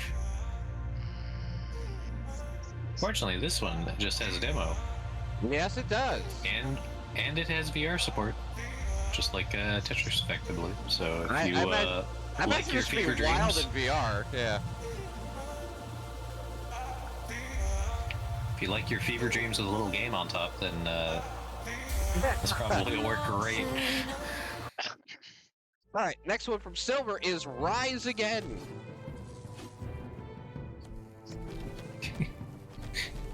Rafonso said that he barely remembers any good dragon games. Let's maybe replied with, "What about Dungeons and Dragons?" To Well, which, that was to which I will say, yeah, I barely remember any good dragon games. well, there's a game that was way back on PS2, if I recall. I think it was called Draken. Hmm. I I don't have a PlayStation, so I don't. It is on PC though. If you look very hard, you could probably find it somewhere. What is this Diablo-looking game you have here too? Rise Again? That's Silver. Yep. This is Silver's game, not mine. Oh, this is Silver. So, oh, no wonder. Yeah, that would make sense. I was like, he didn't pay attention. You said it as well. I was No one's reading talking. chat. Okay, I'm doing my job. And there is a demo I've to got this chat game, right in front of me as well. Just and this is similar to Godbreakers, according to Steam. Interesting. And Gunfire Reborn, that is two very different games. I don't know if that's entirely Yeah. accurate, but I think it would be closer to Gunfire, if anything, but even stylistically, it's very different. indeed it is. certainly looks action-packed and flashy, so it's a good sign. I see somebody pushing people off ledges. Can't That's complain the, with that, that's the important part. right? All right, how about Gloomy? Environmental, damn. Yep.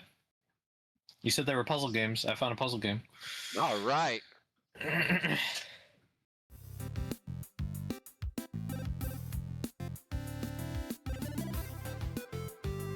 Nice little 8-bit style.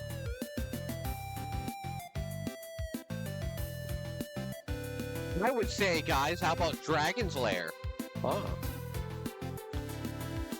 Not the Nintendo version, but the actual arcade version. Let's maybe set all the Dragon Quest games, Skyrim, the Spyro the Dragon. Spyro the Dragon's probably a good one. Definitely. I was gonna say, my wife would say Spyro. She loves Spyro. Rafonso mentioned Lair on the PS3. Games you can ride a dragon. That's Oh, true. that one was fucking terrible from what I heard, though. Alright, my next game is Windswept.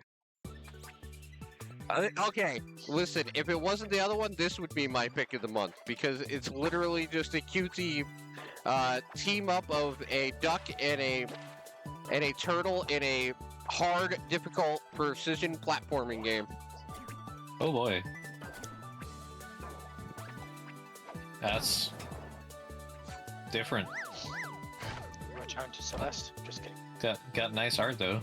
I wish it was like Celeste. The only game I see that's like Celeste is Lucid. And that's the demo I shared with Ray. Yeah. Now, this is just a really difficult, like, Mario clone. Well, not Mario clone, but Mario-type game. But you can even find animals to, like, do certain sections with. It feels like an homage to, like, all the 90s games. Like Chippendale's Rescue Rangers, and Donkey Kong, and Mario, and basically all my favorite platforming games from when I was a child. So. Oh yeah, I can see the Donkey Kong influence with those barrels. Yeah. Yeah. And it actually does have complete precision platforming in the sense that you can use the turtle to jump off and then jump right back on. Yeah, I see that. So yeah, if this becomes available, I will play the shit out of it. Built-in Yoshi sacrifice. Got it. Awesome. Yeah. And I don't think this has a demo either. Oh, it does. Okay. No, it does. It does. I saw it. I saw it had a demo. All right, cool. We're adding that to the library. I want to see how difficult this game is, and how much I'm gonna love it for being difficult. Next one is something a little higher budget. We got NASCAR 25, which is from a completely different developer as all the other ones. iRacing has really taken over, and now iRacing is in charge of NASCAR games. Well, all right. If you like NASCAR.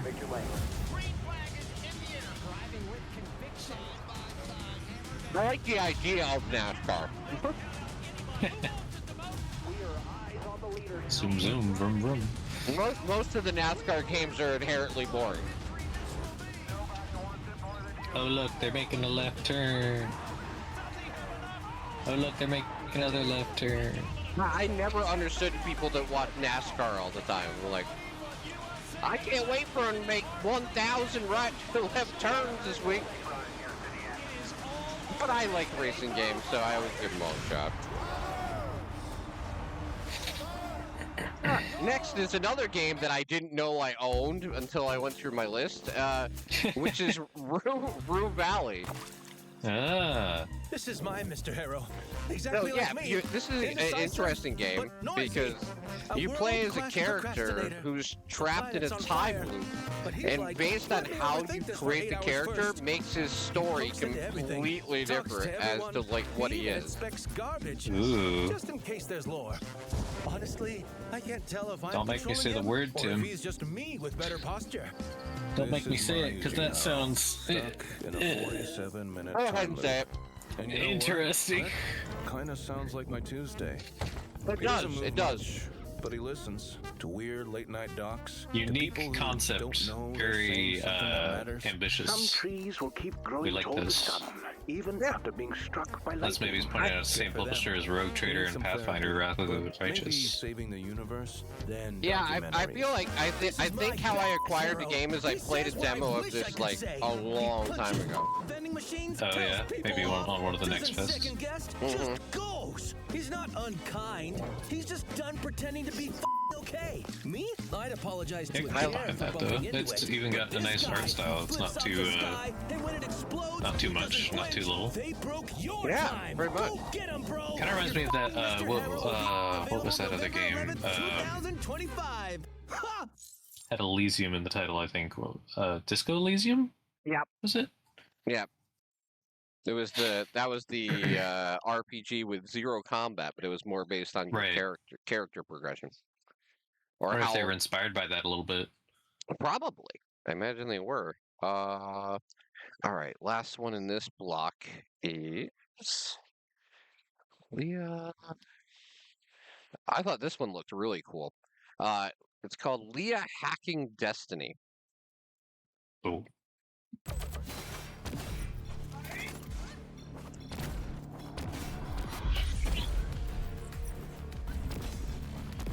Another platformer.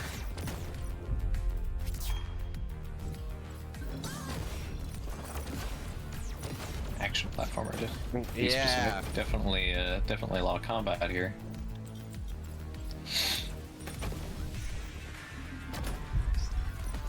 Of enemies on the screen too. If it had a different art style, I'd say it looked kind of like Neon Abyss, but it's a little more grungy.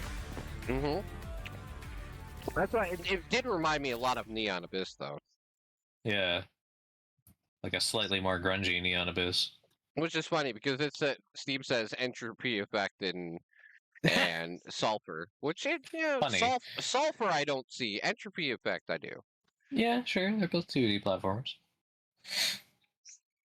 All right, and now we're back to whose list? Silver's list. Silvers? Sorry, I'm trying to eat and do everything at the same time. All No right. worries. I was Wish I trying. had food I'd eat. I was trying to get all this done beforehand, and sometimes life just doesn't work out like that. Nope. Next game is Service with a Shotgun, which I did check out. This is a very interesting visual novel with shooting mechanics. So good jobs on that one, Silver. Are you surviving back there? No, Silver's under the weather. I'm not asking to be a dick. Yeah. No, it's not. This is the kind of title that I would have clicked on to see what it was about, but I saw it on Silver's list and I was like, okay, he's got it. I don't have to worry about it. But yeah, it does look very unique and good art. Mhm. All positives. Yeah. And I can totally understand if it's a what did you call it? Like a visual novel with a gun. Yeah, that's it. Which that makes the name perfect. It's Service with a Shotgun. Yep. Also perfect for Silver, since Yeah, he likes stories and he likes guns. Oh, baby, I love the name of this game. Ray's next game is Dice Baby. So you know how I mentioned there was another Balatro-like that Tim was definitely going to be interested in? Oh no. Allow me to introduce Dice Baby, where instead of cards, you're using dice. No. Yep. Oh god, fine, Yep. I'll follow it. I'm adding the demo. I'm following. It's a D&D Balatro demo. Yeah, I'm sorry, Tim. I have to. God damn it. Sometimes you find the one where it's like, I know he can't say no to this. Yeah, you notice I'm like everybody out there. I'm ending the year with almost 3,000 games on Steam, and I'm still like, yeah, I'll add 50 more this month. Let's go. Fucking Let's see lord. if we can get 3,100. Yeah, before the end of the year. Fuck it. Oh my god. I'm literally at like 2953 now. Holy fuck. Well, that's really good though.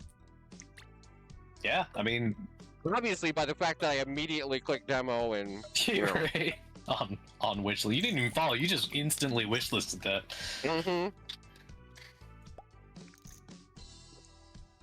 Alright, Assetto Corsa Rally is our I guess our replacement for Dirt Rally. Oh, well, there you go.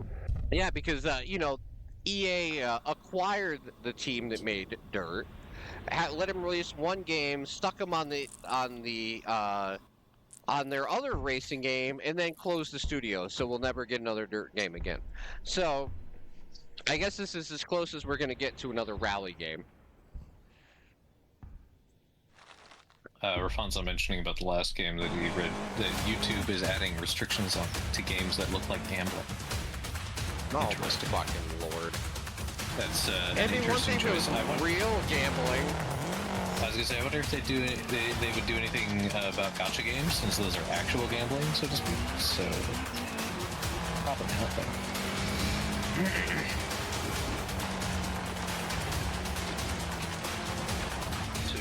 Left, overcrest, keep it, flat right, 50. Well, if somebody, if you like rally games, then and you want to try this, let us know if it's any good. I guess. Yeah, you know what the sad part is Not this my cup looks of tea, but this looks exactly like Dirt Rally. It looks exactly like Dirt Rally. it does, you know, and one would hope that it is different enough to warrant being its own game. No, it's probably like, oh, there's this genre we could just like take over now that the other team's gone.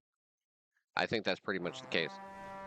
All right, next game is By Anno decree of His Radiant 117 Might, the Emperor, Pax you, Romana, young governor, have been which is actually an generously Ubisoft relocated game, to the soggy, but this is more of peaceful like fringes of the Roman a Isn't the strategy Anno builder series game. all Well, Ubisoft? I wouldn't even Yep. put one sandal in our Yeah, but I road. hardly This is ever, the most recent one. I hardly ever The choice mention is Ubisoft yours. games. Will you protect Fair. Celtic tradition or enforce Roman But this ambition? franchise is actually very You're far solid from the marble from columns my of understanding. Latium, and with that Let's maybe wants to know how many Anno games we've had. Dan expresses his enjoyment of Anno games. What is it? It's at least 4, right? I believe so. No, there's a lot. You must be starving from the exhausting. Okay, I think let's if see you how have- many are on Steam. I would say if you have Game Pass, you have access to every older Anno game right now. Because they added Ubisoft Classics to Game Pass. Don't ask how Can I I know. just tell you?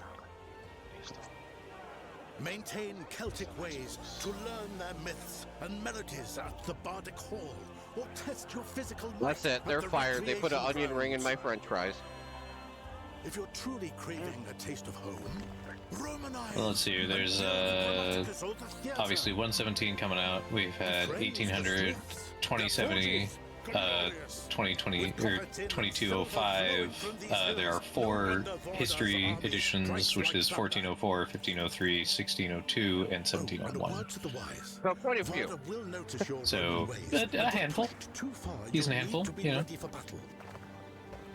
All right. So now we're gonna talk about the game that we know Silver is waiting for this month, which is Escape from Tarkov.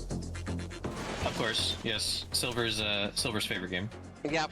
I am concerned because it's going to have to compete with Escape from Duckov from last month, and that's Yeah, going to be which- a real tough one. Which sold 2 million copies. Congratulations to them. And the fact, no, you know what the worst part is that they're releasing this on Steam after Arc Raiders came out, and Arc Ooh. Raiders is blowing the fuck up right now. I mean, that game sold a ton, and it just released, I think, yesterday. I think it was the day before yesterday, like on the 30th. So, like, you know, what's funny is they waited all the way till now having their own launcher, and now they finally release on Steam after Arc Raiders. So I feel like they missed their chance to really sell a shit ton on Steam. But you know what? They probably they managed to get around paying the 30% to Steam for a while, and we'll see how it works out for them in the long run. Concore's late to the party. I don't know what you're talking about, Rafonso. All right, how about A Better World, which is literally a interactive fiction game where you go back in time and make decisions to try and alter the past and the future. Oh? Yeah. With your own little globe-shaped companion? Yeah.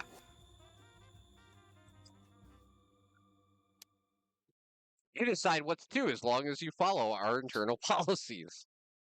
But I thought it was a pretty. I like anything that deals with time travel. So you use your computer to travel back in time and make game-changing choices to make the world a better place. The better place being whatever In you quotation choose. marks. Yeah, to be whatever you think is a better place. I imagine it's going to end up bad in some ways. I can only imagine. But that Isn't looked like Concord in the same genre as Tarkov and Arc Raiders? I thought it was a yes, hero yes, it shooter. is.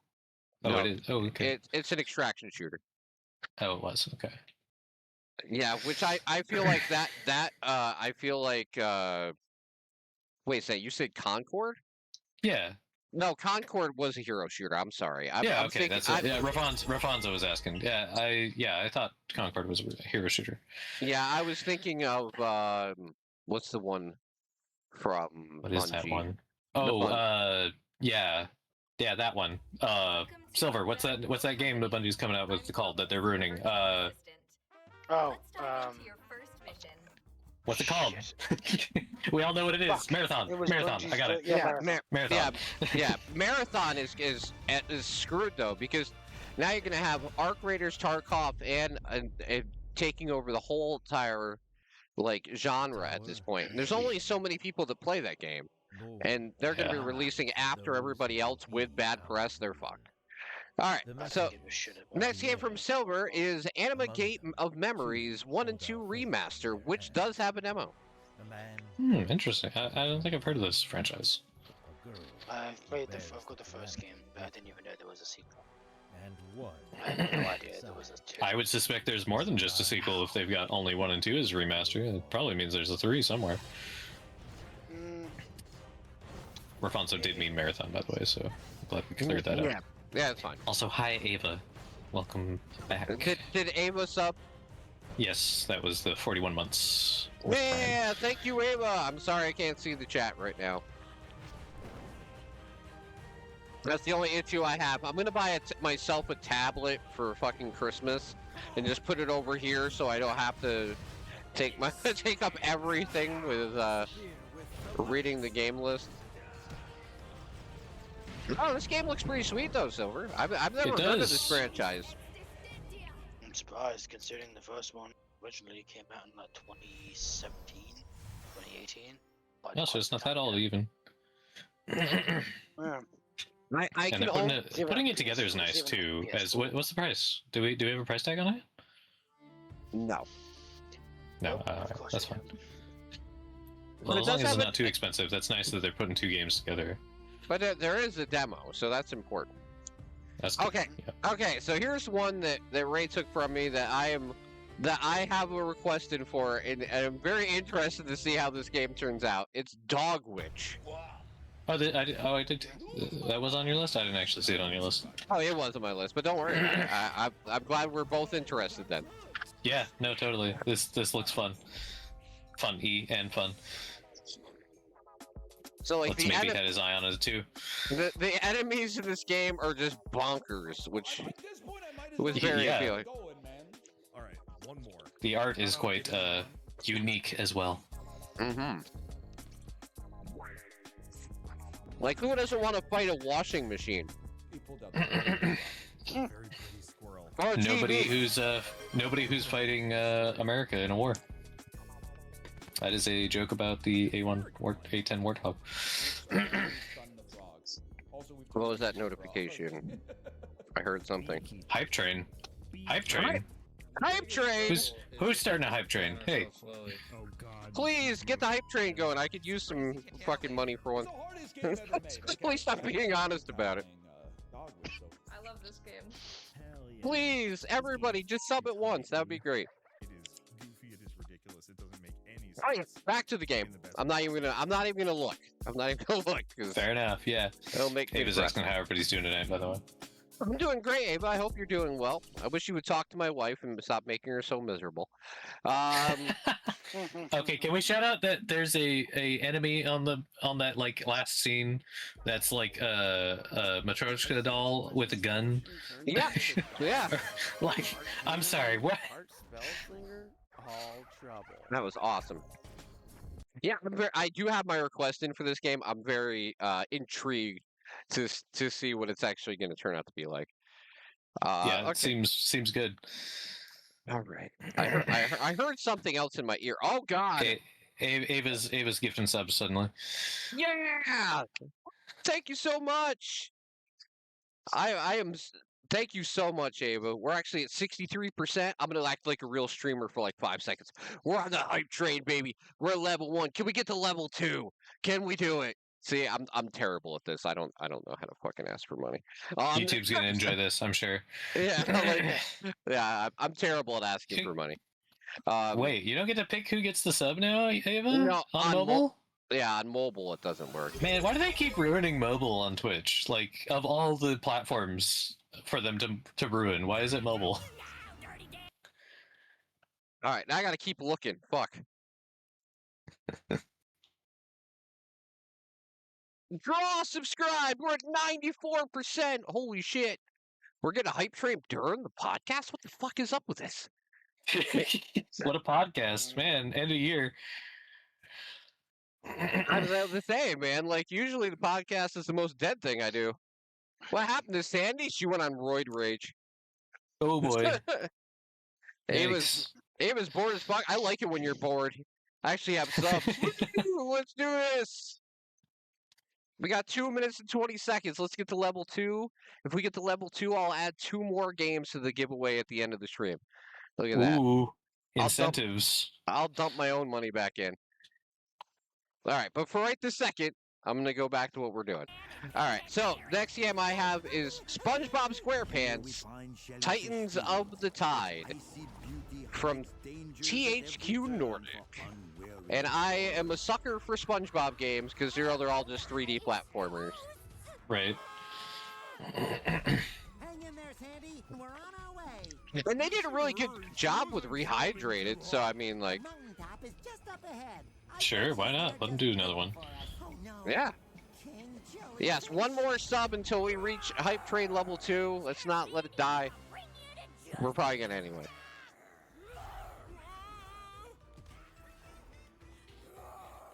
Got this, SpongeBob. Thought you could beat But thank you to everybody who did sub and everything. But don't put my sarcasm in front of all that. I was just being pushy. All right. Oh wait, isn't that like what Sandy's like when you wake her from hibernation or something? I remember that being the thing. Yeah. I'm sorry, Hype is Train that a level naked? 2. Woo! What shall we do with the Man, Ava, holy shit. What shall we do? Ava's on fire, baby! Ava's dumping half of her paycheck to fucking make me happy during stream at this point. I'm David. Especially considering subs are more expensive on mobile. I know that for a fact. Ooh. That's what actually doesn't make me happy. Yeah, because I'm sure you don't get any more out of that from it being on mobile either, right? No, I'm sure Twitch pockets this difference. Yeah. All right, here's talk about an interesting title, guys. How about Kingdoms of the Dump?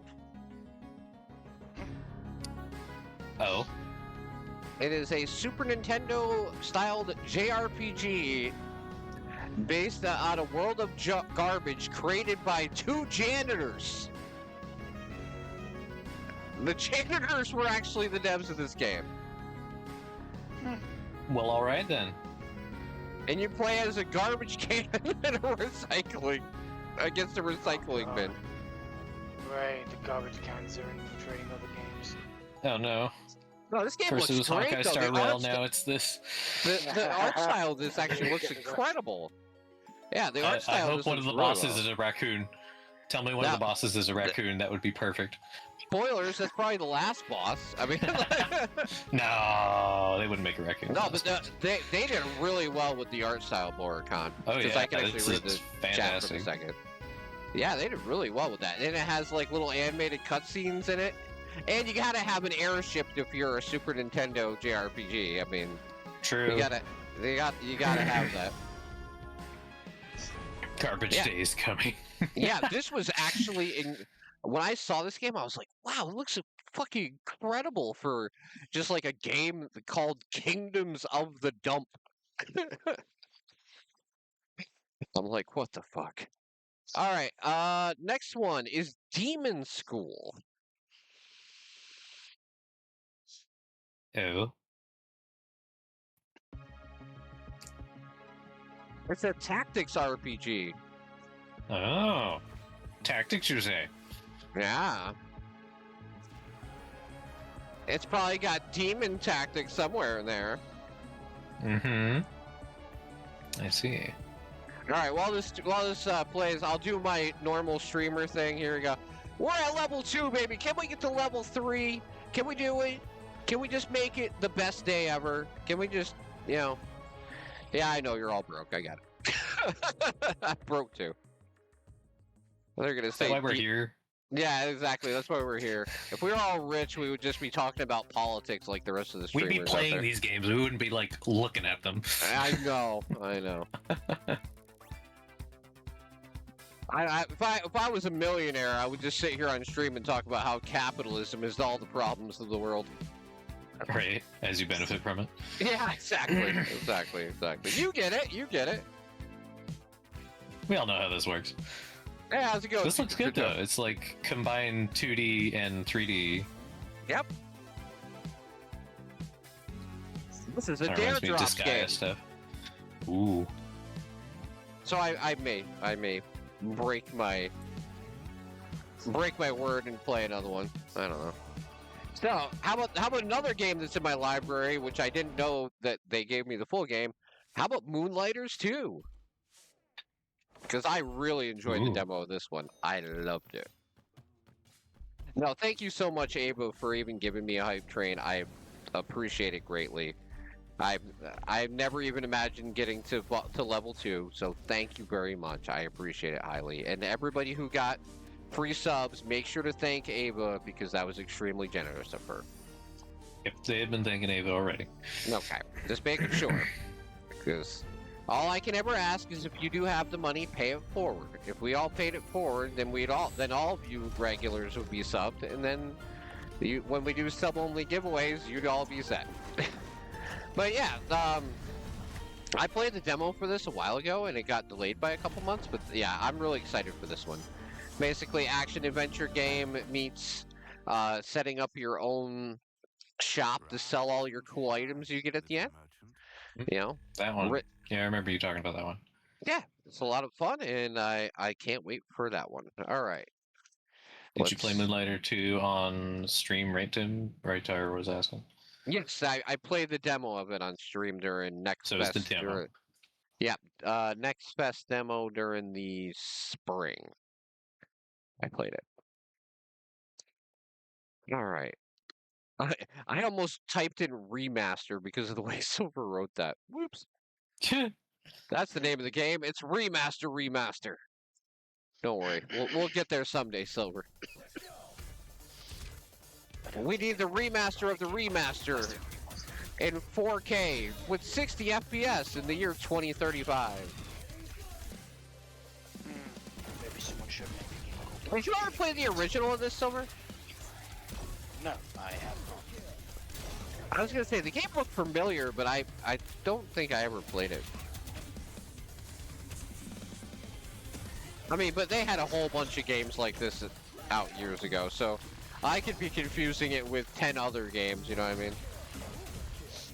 Ava's asking me to tell you to check the video she posted in her channel when you get the chance, Tim. Yeah, I got the notification, Ava. I'll check it out as soon as the podcast is over.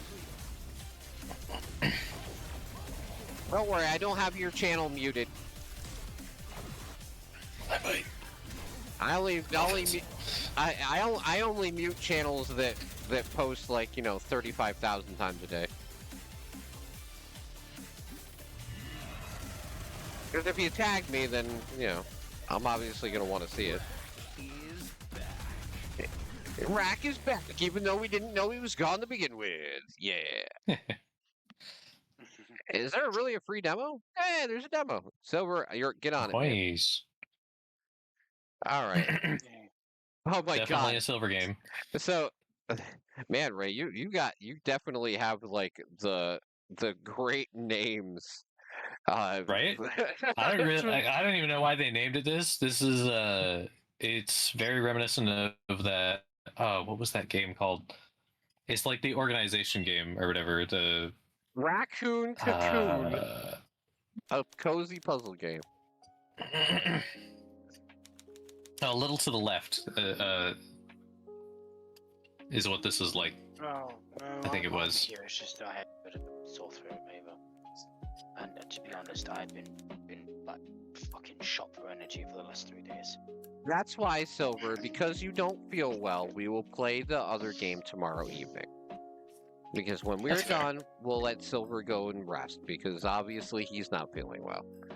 That's fair. You sure? Because I've still. Yes, I am I'm- I am absolutely sure. I'm hungry, so I want to get food afterwards anyway. So we'll Yeah. do it tomorrow. And if you don't feel good tomorrow, we can do it another day. It doesn't matter, Silver. Believe me, I was sick, what, a week and a half ago. And guess what? You couldn't pay me enough to stream when I was sick. So, and you're not even getting paid at all. So, Don't let Jess hear that. well, technically tonight I did get paid, so... True. Technically tonight I did make money, so I don't want to hear it. I can hear Jess already. You get paid to stream. You're gonna stream whether you like it or not. Oh yeah, she would if I was getting paid good to do it. Next game is Neon Inferno, which I am extremely excited to play this game on stream. So this is one that didn't scare you with being in your inventory. It was just Yeah, in this your one inventory. no, this one I just got the key like last week, but they're like, play it as much as you want before it comes out. I'm like, all right, fine. Like, Nice. Okay, that deflecting the bullets mechanic looks really cool. yeah. Is this co-op? Yes, I it see is. there's 2 characters. Yes, it is. Is it couch only, or they got online? Online and couch. Ooh, very nice. And we can do, it actually has remote play too. Oh, cool. I was gonna say, if you didn't want to, you could always try and get like TJ playing with you or something. Yeah. And it has a demo. This game I'm really pumped for though, because That's impressive. yeah, so basically it's part gallery shooter, which I love from like the old arcade games, right? And it's a part 2D run and gun game. And they seamlessly put them together, which I can't wait to play. Another impressive mix of genres, which everybody's been calling out in chat when we point out the mixed genres. So that's ambitious. We like it. See, I told Indies you there was save gaming. I told you there was a reason I had so many games this month. Yeah, I can see that. Yeah, I actually have. Hey, Silver, I actually have a remaster on my list. Kind of. R-Type Delta. HD boosted. Not remastered, just HD boosted. See, I forgot who I told that to, but yeah, see, it was on his list. I knew. I looked ahead of time. Yeah, I love R-Type. Yeah, it is pretty much my father's OG to play. Yeah, see, we got 2 shmups this month. One on one plane and one on another. Right? Vertical and horizontal. Yeah, exactly. Which But one no, do you like better? It's up to you. Usually, vertical. Horizontal for me. That's fair. More space. Really? More space on the screen. I would say I'm more partial to vertical. Horizontal means more space. You know what? Depending I on feel the like- depending on the art style and how they handle the game, it could be either one. I really don't care. Yeah, that's true. Or Mine too, vertical, so- I feel like gives you more challenge with how many dimensions you have to watch, because they'll often bring enemies from like both sides, but you Yeah. also have like more space to move around and dodge whatever's coming in the top. Understandable. Let's see. The next game is I have to have at least one detective game each month. It's kind of like That's fair. It's fair. a quota of mine. Well, technically, didn't you have the detective Dino Detective? So Yeah, isn't I this mean, 2? yeah, technically. This is the last case of John Morley, and it is a indie.io Oh, this is not an indie.io game, but yeah, this is basically an indie game based in the 1940s about a detective going on his last mission. And why is it his last investigation? I guess we'll find out. Well, it's fully voice acted and there's no AI, everybody. Yay! Case as cold as the grave. Oh, She wanted me to track down the Dan, killer of her daughter. while we watch this, do you remember on the Sega Genesis there was helicopter fighting games? I can't remember what the fuck they were called. What happened next? I mean, you're old enough with me to know Sega Genesis shit. Anything I could have imagined. I mean, I remember some on the PS1, like Soviet Strike and Nuclear Strike, and Thunderhawk, Thunderhawk. Thunderhawk? Yeah, Thunderstorm. Sorry, Thunderstorm. Oh god dang it! What was it called? Thunderstorm, Thunderhawk. I can't remember the exact name, but I Well, have one of them. For the first time in years, there's actually like an homage to those old school ones on Sega Genesis that I used to play as when I was a kid. It's called Cleared Hot, and it's literally just like the games we used to play when I was a kid. Desert Strike and Suggest? That Yeah, reminds Desert me Strike, that's exactly- it! Desert Strike, yeah. Occasionally showing off. That reminds me exactly of Nuclear Strike and Soviet Strike. Absolutely, on Thunderhawk. As you know, yeah, Soviet Strike and Nuclear Strike were just like that. Top down helicopter. Based on the name, I would imagine they're in the same franchise as Desert Strike. I mean, still working on it, but still. I'm pumped because, man, it's been years since I've been able to play a game like that. But yeah, do a little bit of gaming history research and look up Nuclear and Soviet Strikes and Thunderhawk. I love when I brought that up. My wife went, "Oh, you know, a fucking asshole." I could see Murmich enjoying this just because of the grapple hook grabbing things and throwing things around. Yeah, you can have a lot That's of fun with wild. All right, next one from Silver is a no-brainer. It is Sacred 2 Remastered. Another THQ Nordic game. If you hadn't heard Silver talk about Sacred and Sacred 2 enough already, now he's going to be talking about it for the next 5 years again. And the remaster was done by somebody better than who's doing the Deus Ex one. I'm never going to get over that shit. Oh. I fucking hate that shit. Aspire. Aspire is doing the Deus Ex remaster, and they are the worst remaster studio ever. No, The worst not one. Dive. They'd respect the fucking IP at the very least. Thanks for looking that up, Pansoon. Desert Strike was followed by 4 sequels: Jungle Strike, Urban Strike, Soviet Strike, and Nuclear Strike. So it looks like Desert Strike was the first one.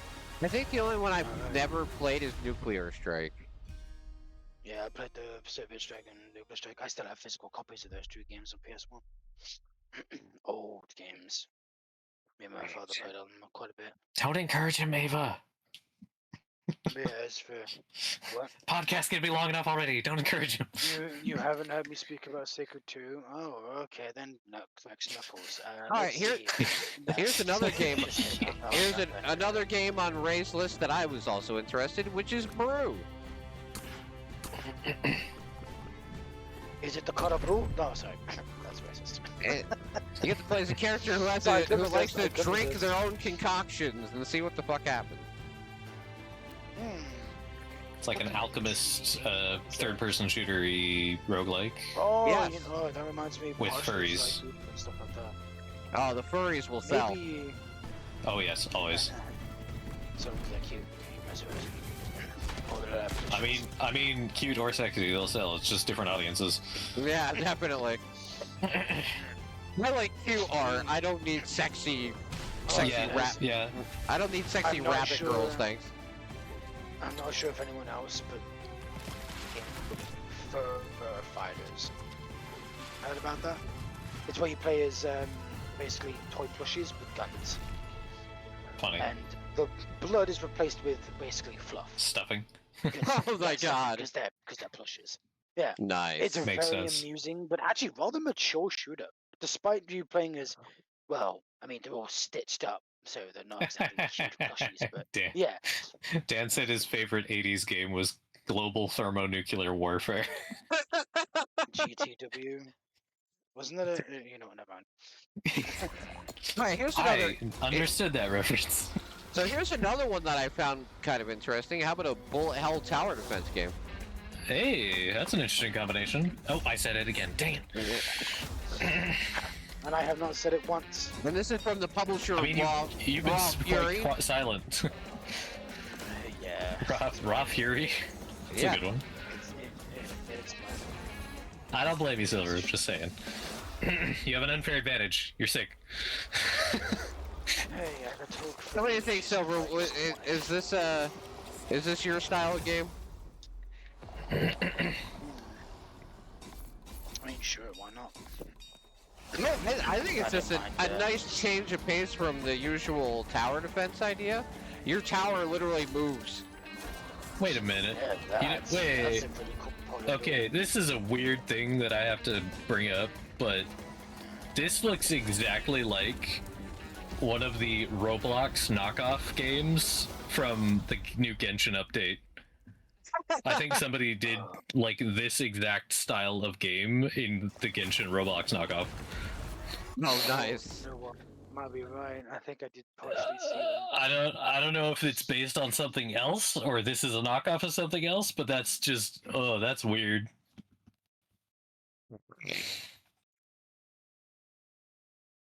Yeah, you seen it too, Ava? I tried playing it. The instructions were not good enough and the controls were terrible, so I had no idea what was going on. All right, next game is Samurai Academy: Paws of Fury.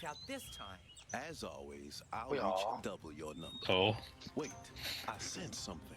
Draw your sword. that's interesting. Pause the video. Pause the video. I will pause it. This looks like it's going for a Kung Fu Panda aesthetic.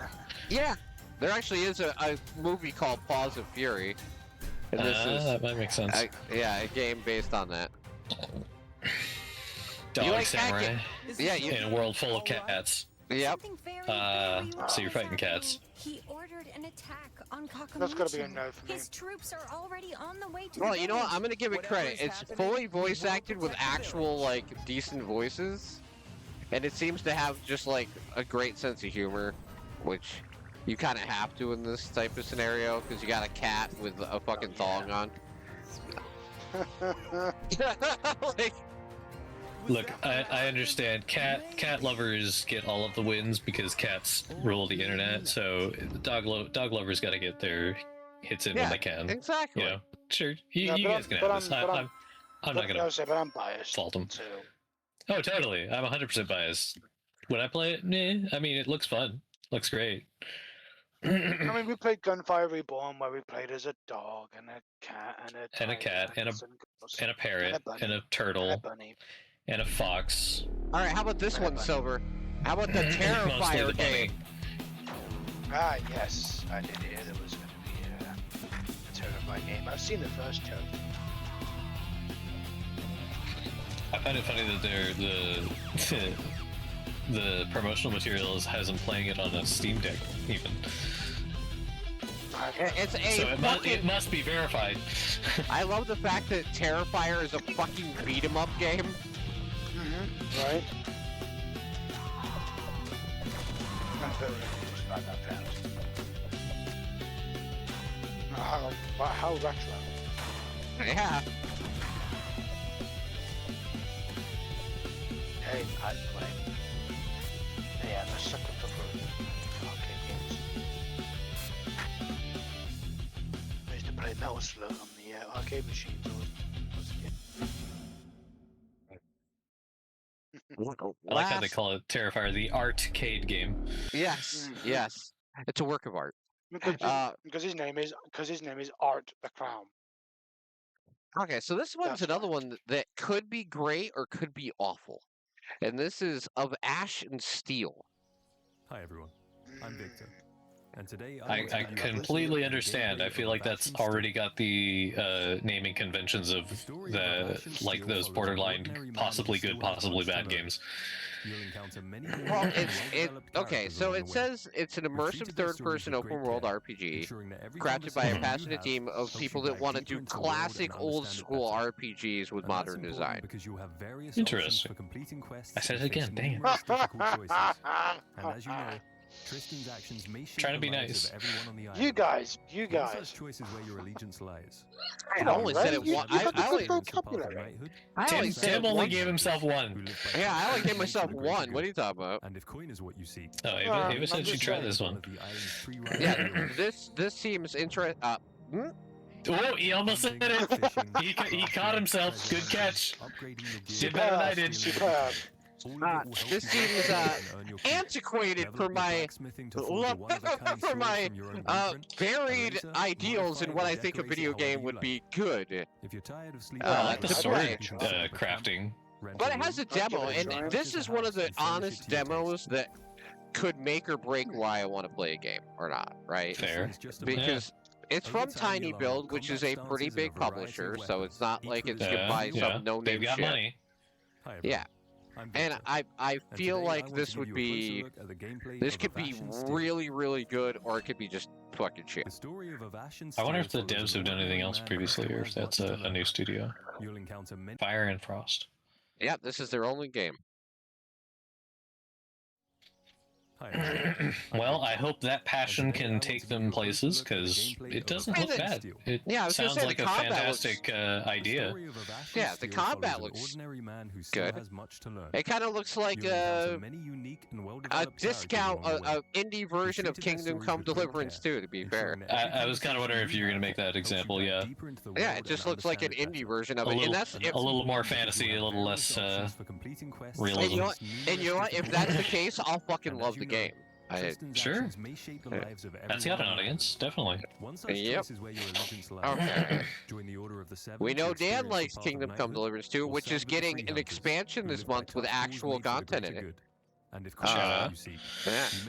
Okay, so Silver, if I'm ever gonna play a game with dailies with you, this would be it. So, it's Where Winds Meet, which I have played a lot during its like closed beta sessions. Oh. And it's free. And I the see combat's awesome. Yeah, I heard about it already. Yeah, and I'm ready. I'm ready. I've played it. I'm pretty much guaranteed I'm gonna end up playing it because NetEase has only reached out to me twice during their closed beta sessions. So, but yeah, like this game is basically okay. Take Genshin and make it ultra realistic and make it more ancient China. Yeah, make it more like actual martial arts based. But it's the same. It's the same type of gameplay loop as like Genshin, though. Interesting. I'm saying it again. I'm not gonna hold myself back anymore. If you can get over the fact that it's a free to. Oh, go ahead. I assume that it's gonna be less fantastical and more grounded. Well, it's already saying it's Wuxia, so it's definitely grounded more in. Yeah, you pronounce it however you want in your country. I'm sorry, but I have watched a lot of. I'm Chinese American. stuff, I don't care how it's pronounced. Well, authenticity and all that shit. But anyway, yeah, moving. I mean, okay. The only thing I found that was kind of goofy in the game is I got my ass kicked by a. My character was level 14 and I got beat by a level 99 chicken. What the fuck would you attack the chicken? That almost sounds like an Easter egg. Yeah, it is. It's a level did you 99. kick the chicken? No, I walked by it, but it's a demon chicken. Ah. Oh yeah. So it's fucking crazy. I love it. You know, I think that's a reference to what happens if you attack chickens in Legend of Zelda games. Exactly. That was what I was expecting. Yeah. That's. I mean, that's out there because not everybody knows about that. Not especially nowadays. That action looks good. I feel like the style combat and is amazing. Walking around gives me kind of like Assassin's Creed vibes too. Yeah, it's or Origami or as somebody who put or like Samurai Warrior. I will say, Ray, as somebody who put 13 hours into the closed beta stuff, yeah, I think you guys will both really enjoy it. Oh man, you make me try another free-to-play game. I have enough of those. Like, yeah, dude, I've got fucking 4 right now. Excuse me. Okay, but that's on you, Silver. You just play WoW on your own. Right, and next up good. is Sanatorium, which is a mental asylum simulator. I saw this, and I saw Puzzle, and I was like, okay, I'll look at it. And then I saw it, and I was like, this looks kind of like something Silver would enjoy. Holy shit. What a fucking combination. Right? It's kind of like a mental health simulator mixed with Papers, Please on how you treat heroes. I was just gonna say that. Yeah. Fucking mind read much. Yeah, I'm getting good at this shit. You know. We have 2 brain cells collectively. We share them. All right. Next one is another one I thought looked really good, which is Constance.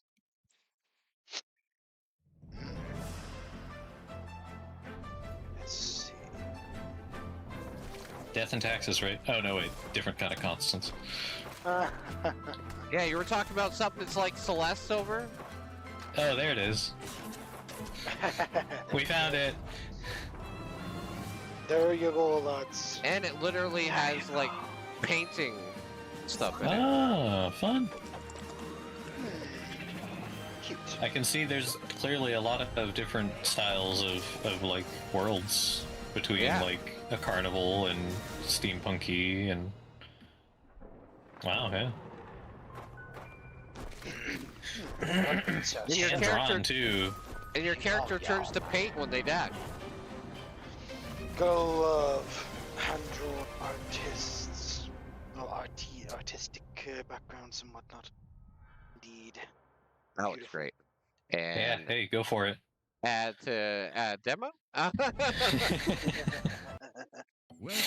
one way to figure out how many demos we got. It's just Yeah. Tim Say, adds what- all of them to what is his it? library. Say, what is this demo fest? Always.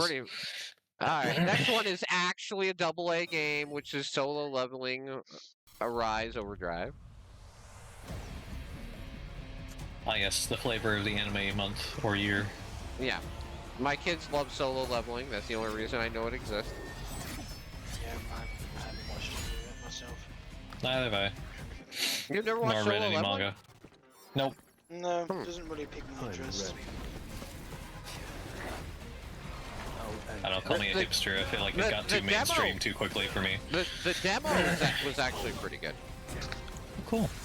I mean, the action looks great, which I think is the draw of the anime, I believe, as well. So. What do you mean that's disrespectful? What, that we haven't watched it? Ava, I haven't watched anime in like a year or more. I haven't watched. It's not just that, it's like I'm not that interested in it, but it's also that I'm not watching anime much. We need recently. to watch it. I don't know. Do I? Do I need to watch it more than Dan Da Dan? No. I'd probably say I'm actually enjoying Dan Da Dan. I was gonna say, if you're gonna stack this up against Dan Da Dan, is it beating Dan Da Dan? Because if it's not beating Dan Da Dan, I don't need to watch it. They're not even in the same realm of show. That's for sure. what I expected. Although Ava's saying yes. I don't Next believe one- you. Next one is one that I know these guys aren't interested, but it's another Dare Drop game that I'm probably going to play, which is Project Motor Racing. More racing. But If this you is like from, it, you like it. this Go is- for it. yeah, this is from an actual indie studio, and it looks better than the rally game that I showed off before. Oddly enough. Ooh. I mean, I can't argue with you though. Like it does have good graphical fidelity, which if you care, Well, in a racing game, I kind of care.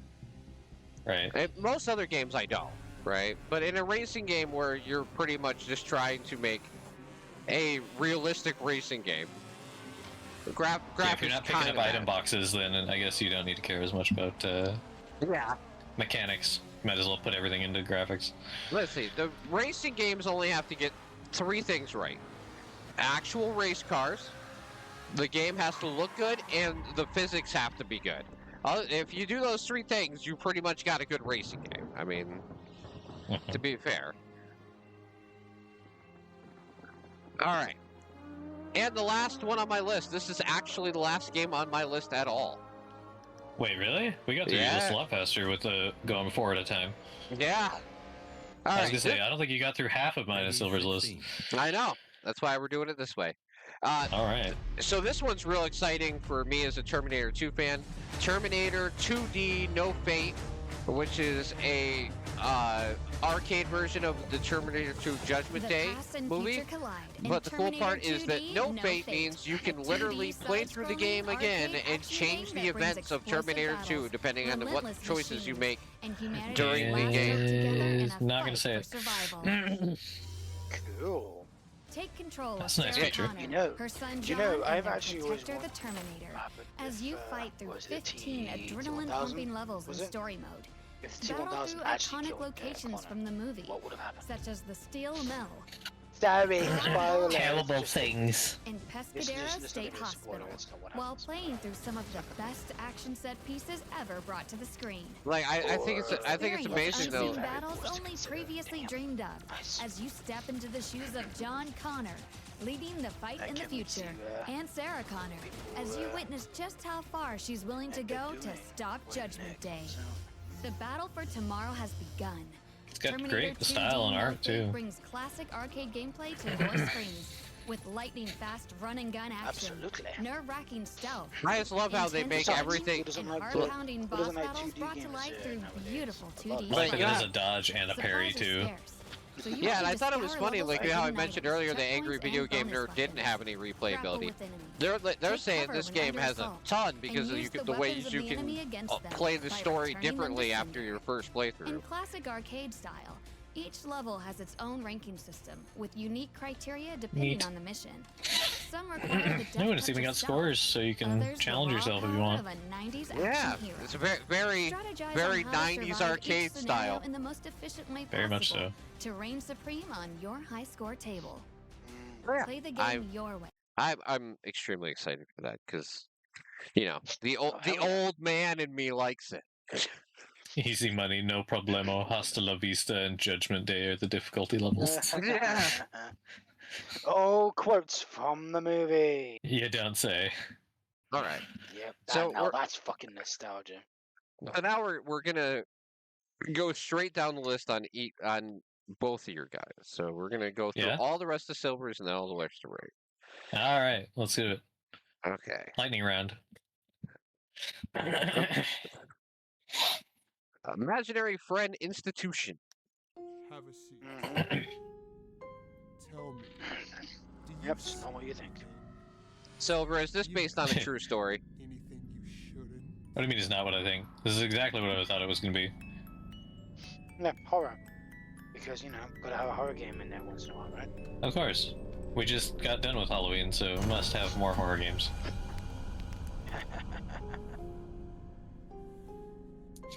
All the ones that were too afraid to come out on Halloween now get to come out. I'm kidding. Kidding. Actually, I gotta say, like, the actual horror games that came out were fairly paltry in volume. I mean, you got Silent Hill F, which was not really a horror game, more of a suspense game. Did that come out in October? Yeah. that was already out. Yeah, came out in Yeah. October. Okay. Well, Absolutely. smart of them, I guess. Oh, well, it did well enough. but- Ava says, "Oh look, a new friend." There you go, Ava. Well, I'm glad you're making friends, Aim. All right. Project Sia. Subject, alloy, Zero-1.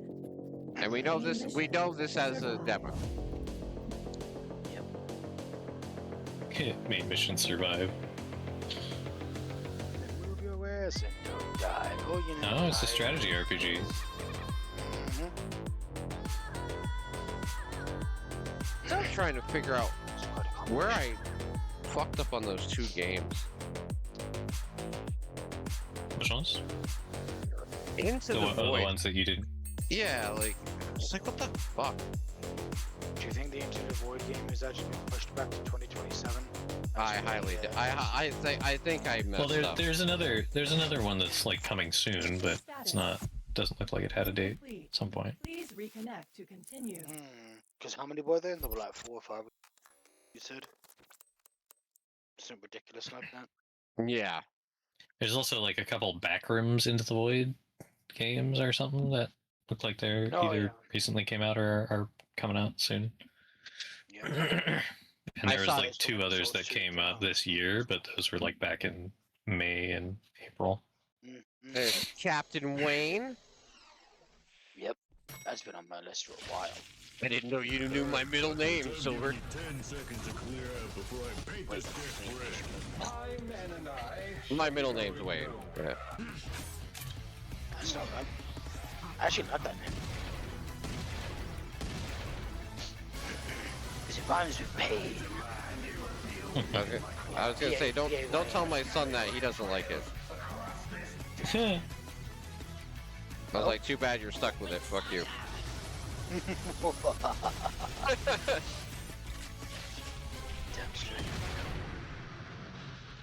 Sorry, kid. I'm gonna get those sons of bitches. Every last I remember one of them. seeing either you or I saw a couple of almost a year ago, actually. That's how long it's been. When it's time to kick some ass, you gotta do it right. Hey, sure. Old reliable. The twin barrel boomstick never leaves my side. Always comes in handy. Weapon showcase, hell yeah. Chain gun. Yeah, it's a boomer shooter. Of course, Silver to have it on this list. Of course. Free range firepower.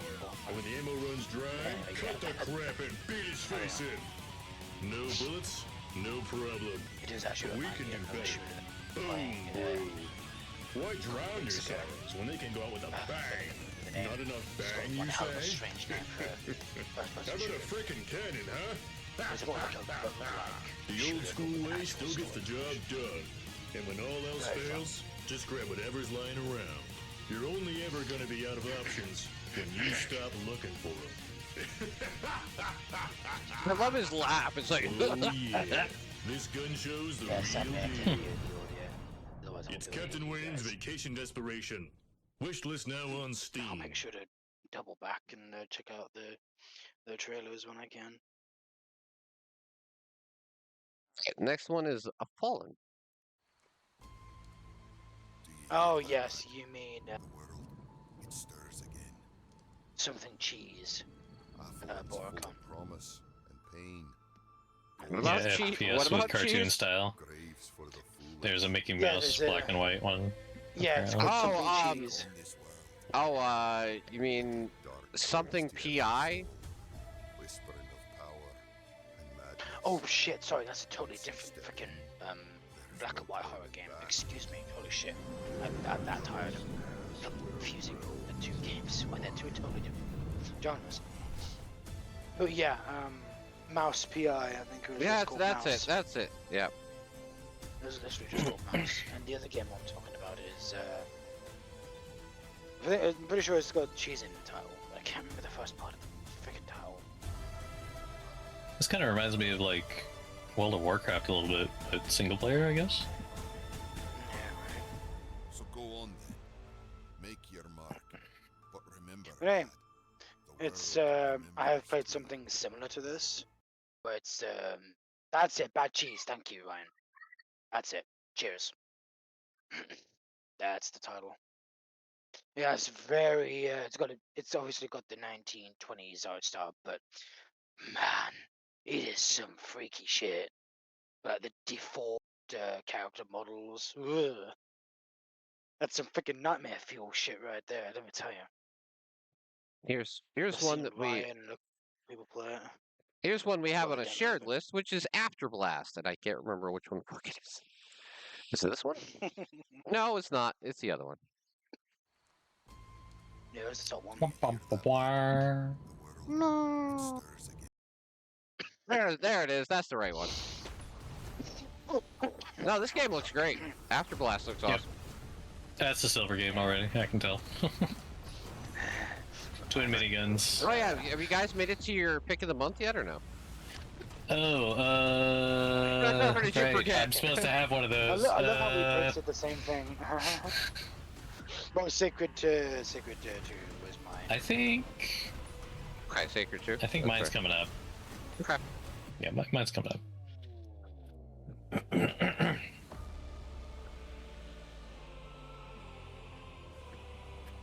Yeah, this game looks great though. Oh hell yeah!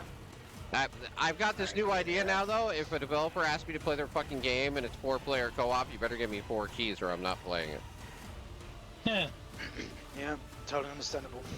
Yeah, I'm sick of that. A game like this should not be covered by just one fucking person. You implemented co-op. You let my crew play it. I'm not trying to be entitled with that either. I'm just like literally, if it's meant to be played in 4-player co-op, I am not going to bash my head against the wall to try and play it in single player. Yeah, That's I mean, all. what's the point? If it's supposed to be a co-op game, you might as well let people experience it in co-op. I've got so many co-op games I'd love to play, but I'm the only one that has those games, so I'm like, don't bring them up, that's why. Outlaws and a handful of missions. This game, remaster. Yeah. I look at the classic. Yeah. My bad. Yep. Look at that. I'm on the classic version. Oops. Oh yeah, it did actually come out in '97. Damn, so it was 30 years ago. Holy fuck. No wonder it got a remaster then. Holy shit. Alright then. Okay, yeah, I think that...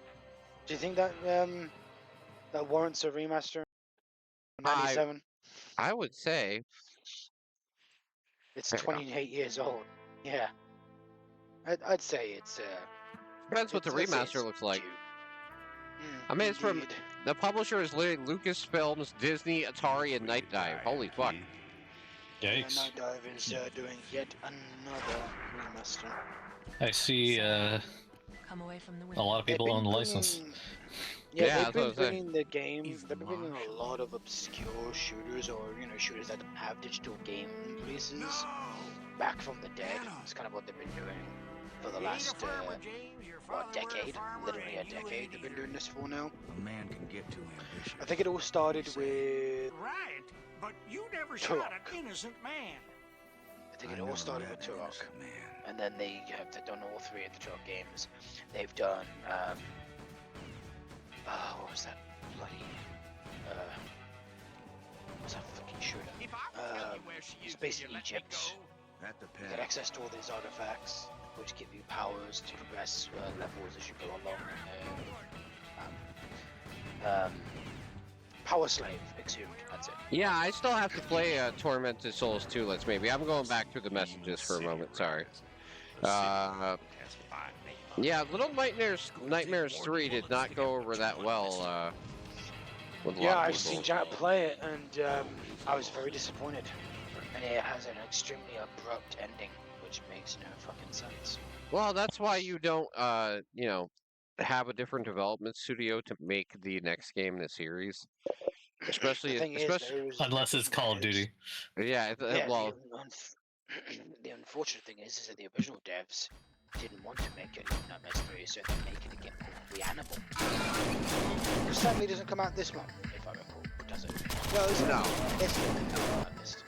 No, it's next year, right? Next year. How do you pronounce the title of this game?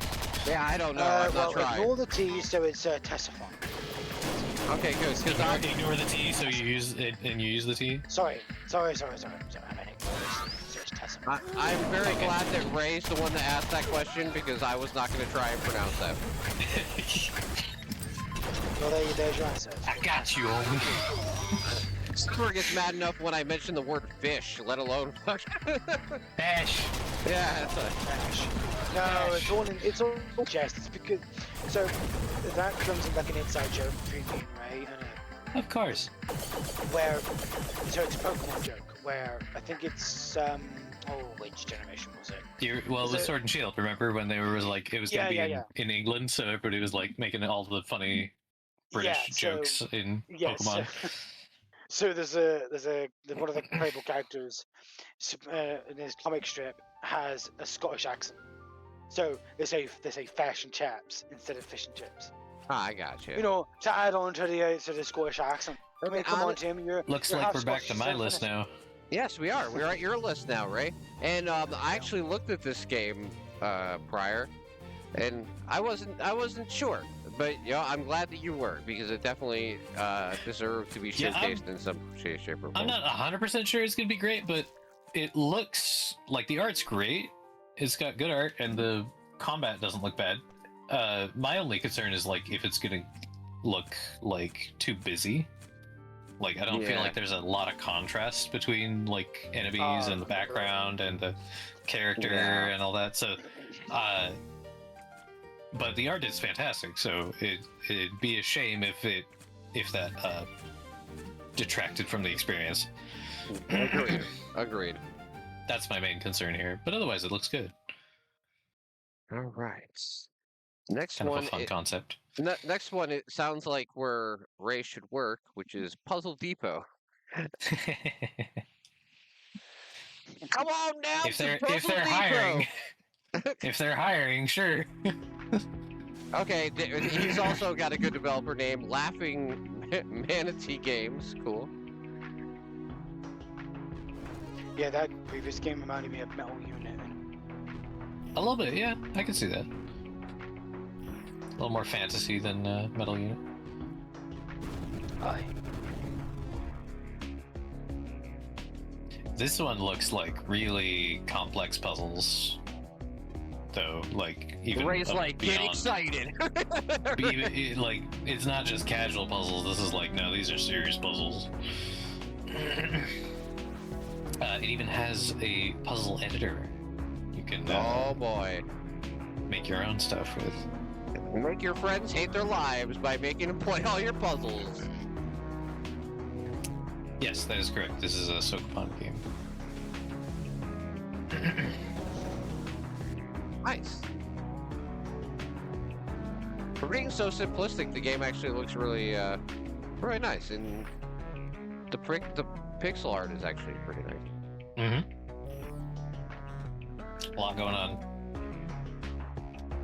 You know what the best part about pixel art is that it makes it, even if you don't have a big budget for games, you can make the game look good if you just have good sprite work, rather than trying to go for a realistic Not to say style. that sprite work is easy. That is just as hard as I think other forms of art. But Yeah, but it's better. It's easier than photorealism. Let's put it that way. yeah, Deep Space Exploitation. Space mining game. Oh god, here's Murmich's game of the month. yeah, we could call this a merge game, sure.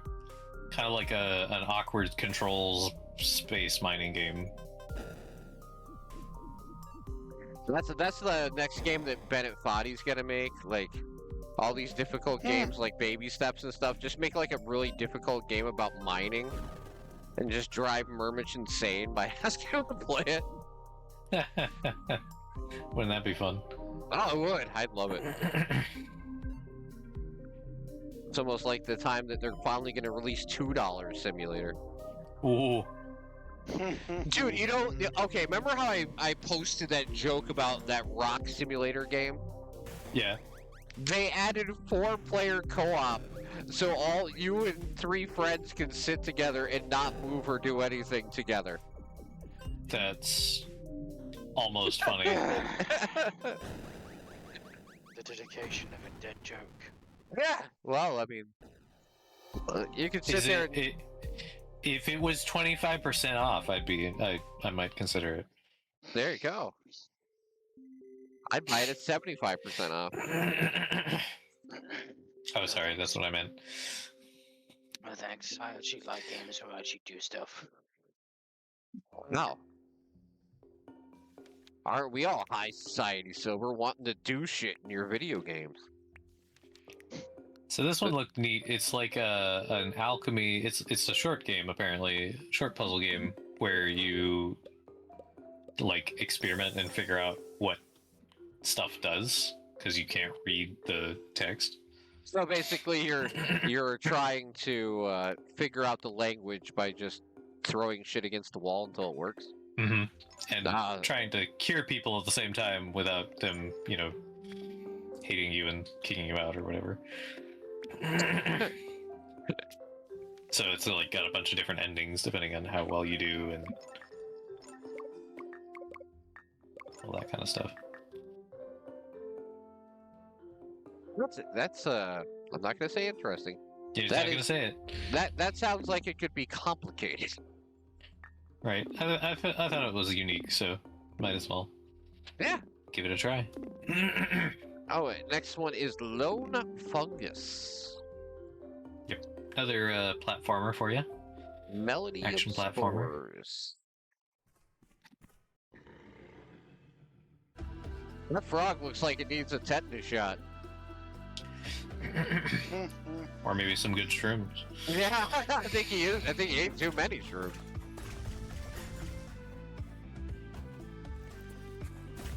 Oh boy, it's a platformer. Never mind. It's a platformer, and it's got your weapon is a whip. And it's got precision platforming.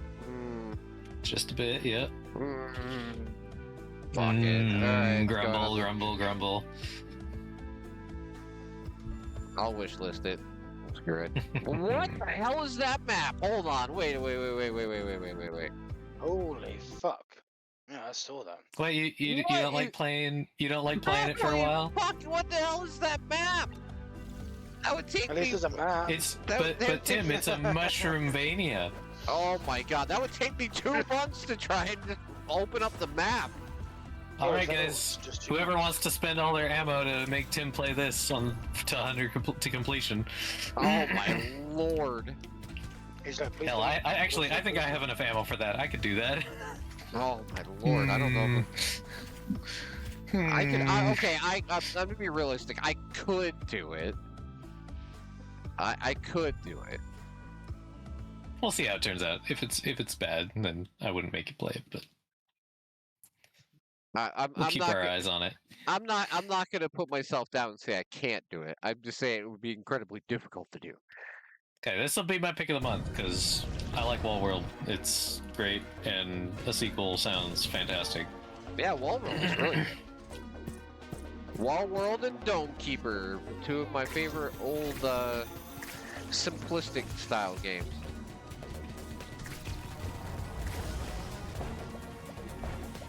I wonder how much this one's gonna be, because the first game was like, I think $20.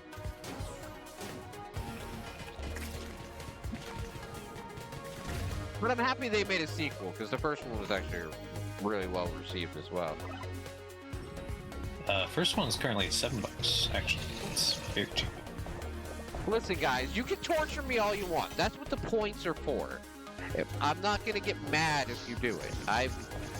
Well, you have 2 things you can spend your points on. Either 1, to endlessly make me drink things until I piss myself. 2, make me fix my posture for 5 seconds until I forget about it and go back to slumping. 3, stop swearing. Yeah, stop swearing, which will last about as long as I don't get mad. Yeah. God damn it, Ava. And then you can make me stop using keyboard, or yeah. You have to use keyboard. That's another one. Yeah, which I've gotten better with keyboard. I've had to cover quite a few games with keyboard, so I'm getting slightly better. Fair enough. But no, like either complete a game over the course of a month, because I've learned that I can't just stop my whole schedule to just play a game for 5 days. So I would have to you'd have to give me a month to do it. I would finish everything else and then schedule a game for like 3 days straight so I could finish it. Or you do what Let's Maybe did, you request it and I play like a night of the indies or whatever game you want me to try, which was nice because Let's Maybe pick Ball X Pit and that game was fucking phenomenal. So you have many ways you can spend points. It's just how you want to do it. And I don't have a problem with however you do it because you earn them by being here. That'd be kind of weird for me to be like, don't do it. Don't spend your points. All right. So is that actually all together, Ray? The last one? What? Okay, so the last one, I'm just kind of going to talk about it. It does have a bundle, but these are 3 separate games. They are re-releasing the Atelier Ryza trilogy in a DX version. And these are, like, not that old, right? Like, these came out 2, 4, and 6 years ago or something like that. Yeah, what does it have extra? There is additional content. So, like, they've added more playable characters, some of which were in already other versions of the other game. Like, they took 2 characters from, like, the first and third game and put them in the second game because they weren't playable there. Oh.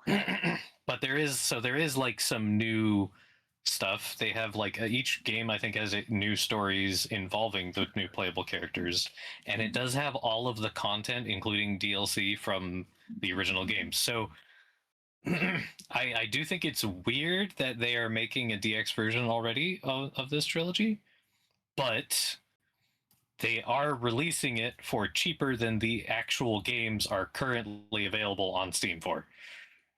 Yeah, and if you think about it, it's kind of the replacement for the Game of the Year edition version of the game, sure, or the complete edition. Because like these games are still $60 on Steam right now. Yeah, and you can get. But the DX version is $40, or you can get all 3 of them for $90, which is a huge savings. Yeah. So the final game we're gonna say. Oh, go ahead. So, well, I'm just saying, like, this is coming out. I don't know why exactly they're doing it now, but it is technically a better deal. If you didn't play these and you do enjoy Atelier-style games, these are great. You should totally buy these if you don't already have them, because obviously it's going to be cheaper. This is going to be the way to play them, probably. And I'm assuming there's going to be some improvement. Like, I think they've mentioned there's some graphical improvements, some performance improvements, and a few other things to go along with it. But I mean, if I've already spent money on the original ones of these, I don't know if I want to spend another $40 for the games I already have with a little extra content. Dude, they should have an upgrade system. It would be really nice. That would be phenomenal. But yeah, they're not going to do that. I think the company's kind of known for selling the games over and over again a few times. So yeah. I'm not gonna, hold my breath. Yeah. All right, guys. Guess what the last game of the month is? What is the last game of the month, Tim? Call of Duty, and no one cares. All right, moving on. Yeah, we made it. We're at the end of the month. I mean, Call of Duty's coming out, but no one cares because either they're playing Battlefield or they're like me, and I don't want to play any of that shit. So yeah, here. We did it. We made it to the end of the month. All right. So thank you guys for checking out the podcast. I know this section was extremely long, but I hope you guys found some games that you liked along the way. I mean, there was actually generally out of my whole list and their list, there was not many games that you could even argue didn't belong there. Like there was just a lot of really good games this month.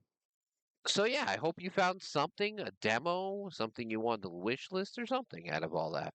And plus, you know what, honestly, the more I get into this, the more I just want to support indie devs, period. So if I can show you a game and they get one extra sale, that's one more extra sale for them. Indie devs are the future of gaming because we can see clearly AAA is not gonna go very far at the rate it's been going. Like, it's not. I don't think it's going to be sustainable. The heart of gaming is in the indie devs because AAA has lost the heart. Yeah, a lot of it has. There's still a couple of good developers out there. They exist. They're out there, but they're having a fight for their spots. My wish list is bigger. Well, there you go. We did it. All right. So, with that being said, we're gonna let Silver rest, but I'm still gonna make Silver say the thing. But before we do, if you're watching this on YouTube, watch us live next time. Come check out the channel. We check out. You missed the hype train. Yeah, that doesn't happen very often. Yeah, and I also try very hard to cover as many games that I talk about over the course of the month. So if you check out Coffee in India or a lot of other streams that I do, you can check out a lot of these games live with me as we find out if they're actually any good or not. But with that being said, Silver, say the thing. Schlong out.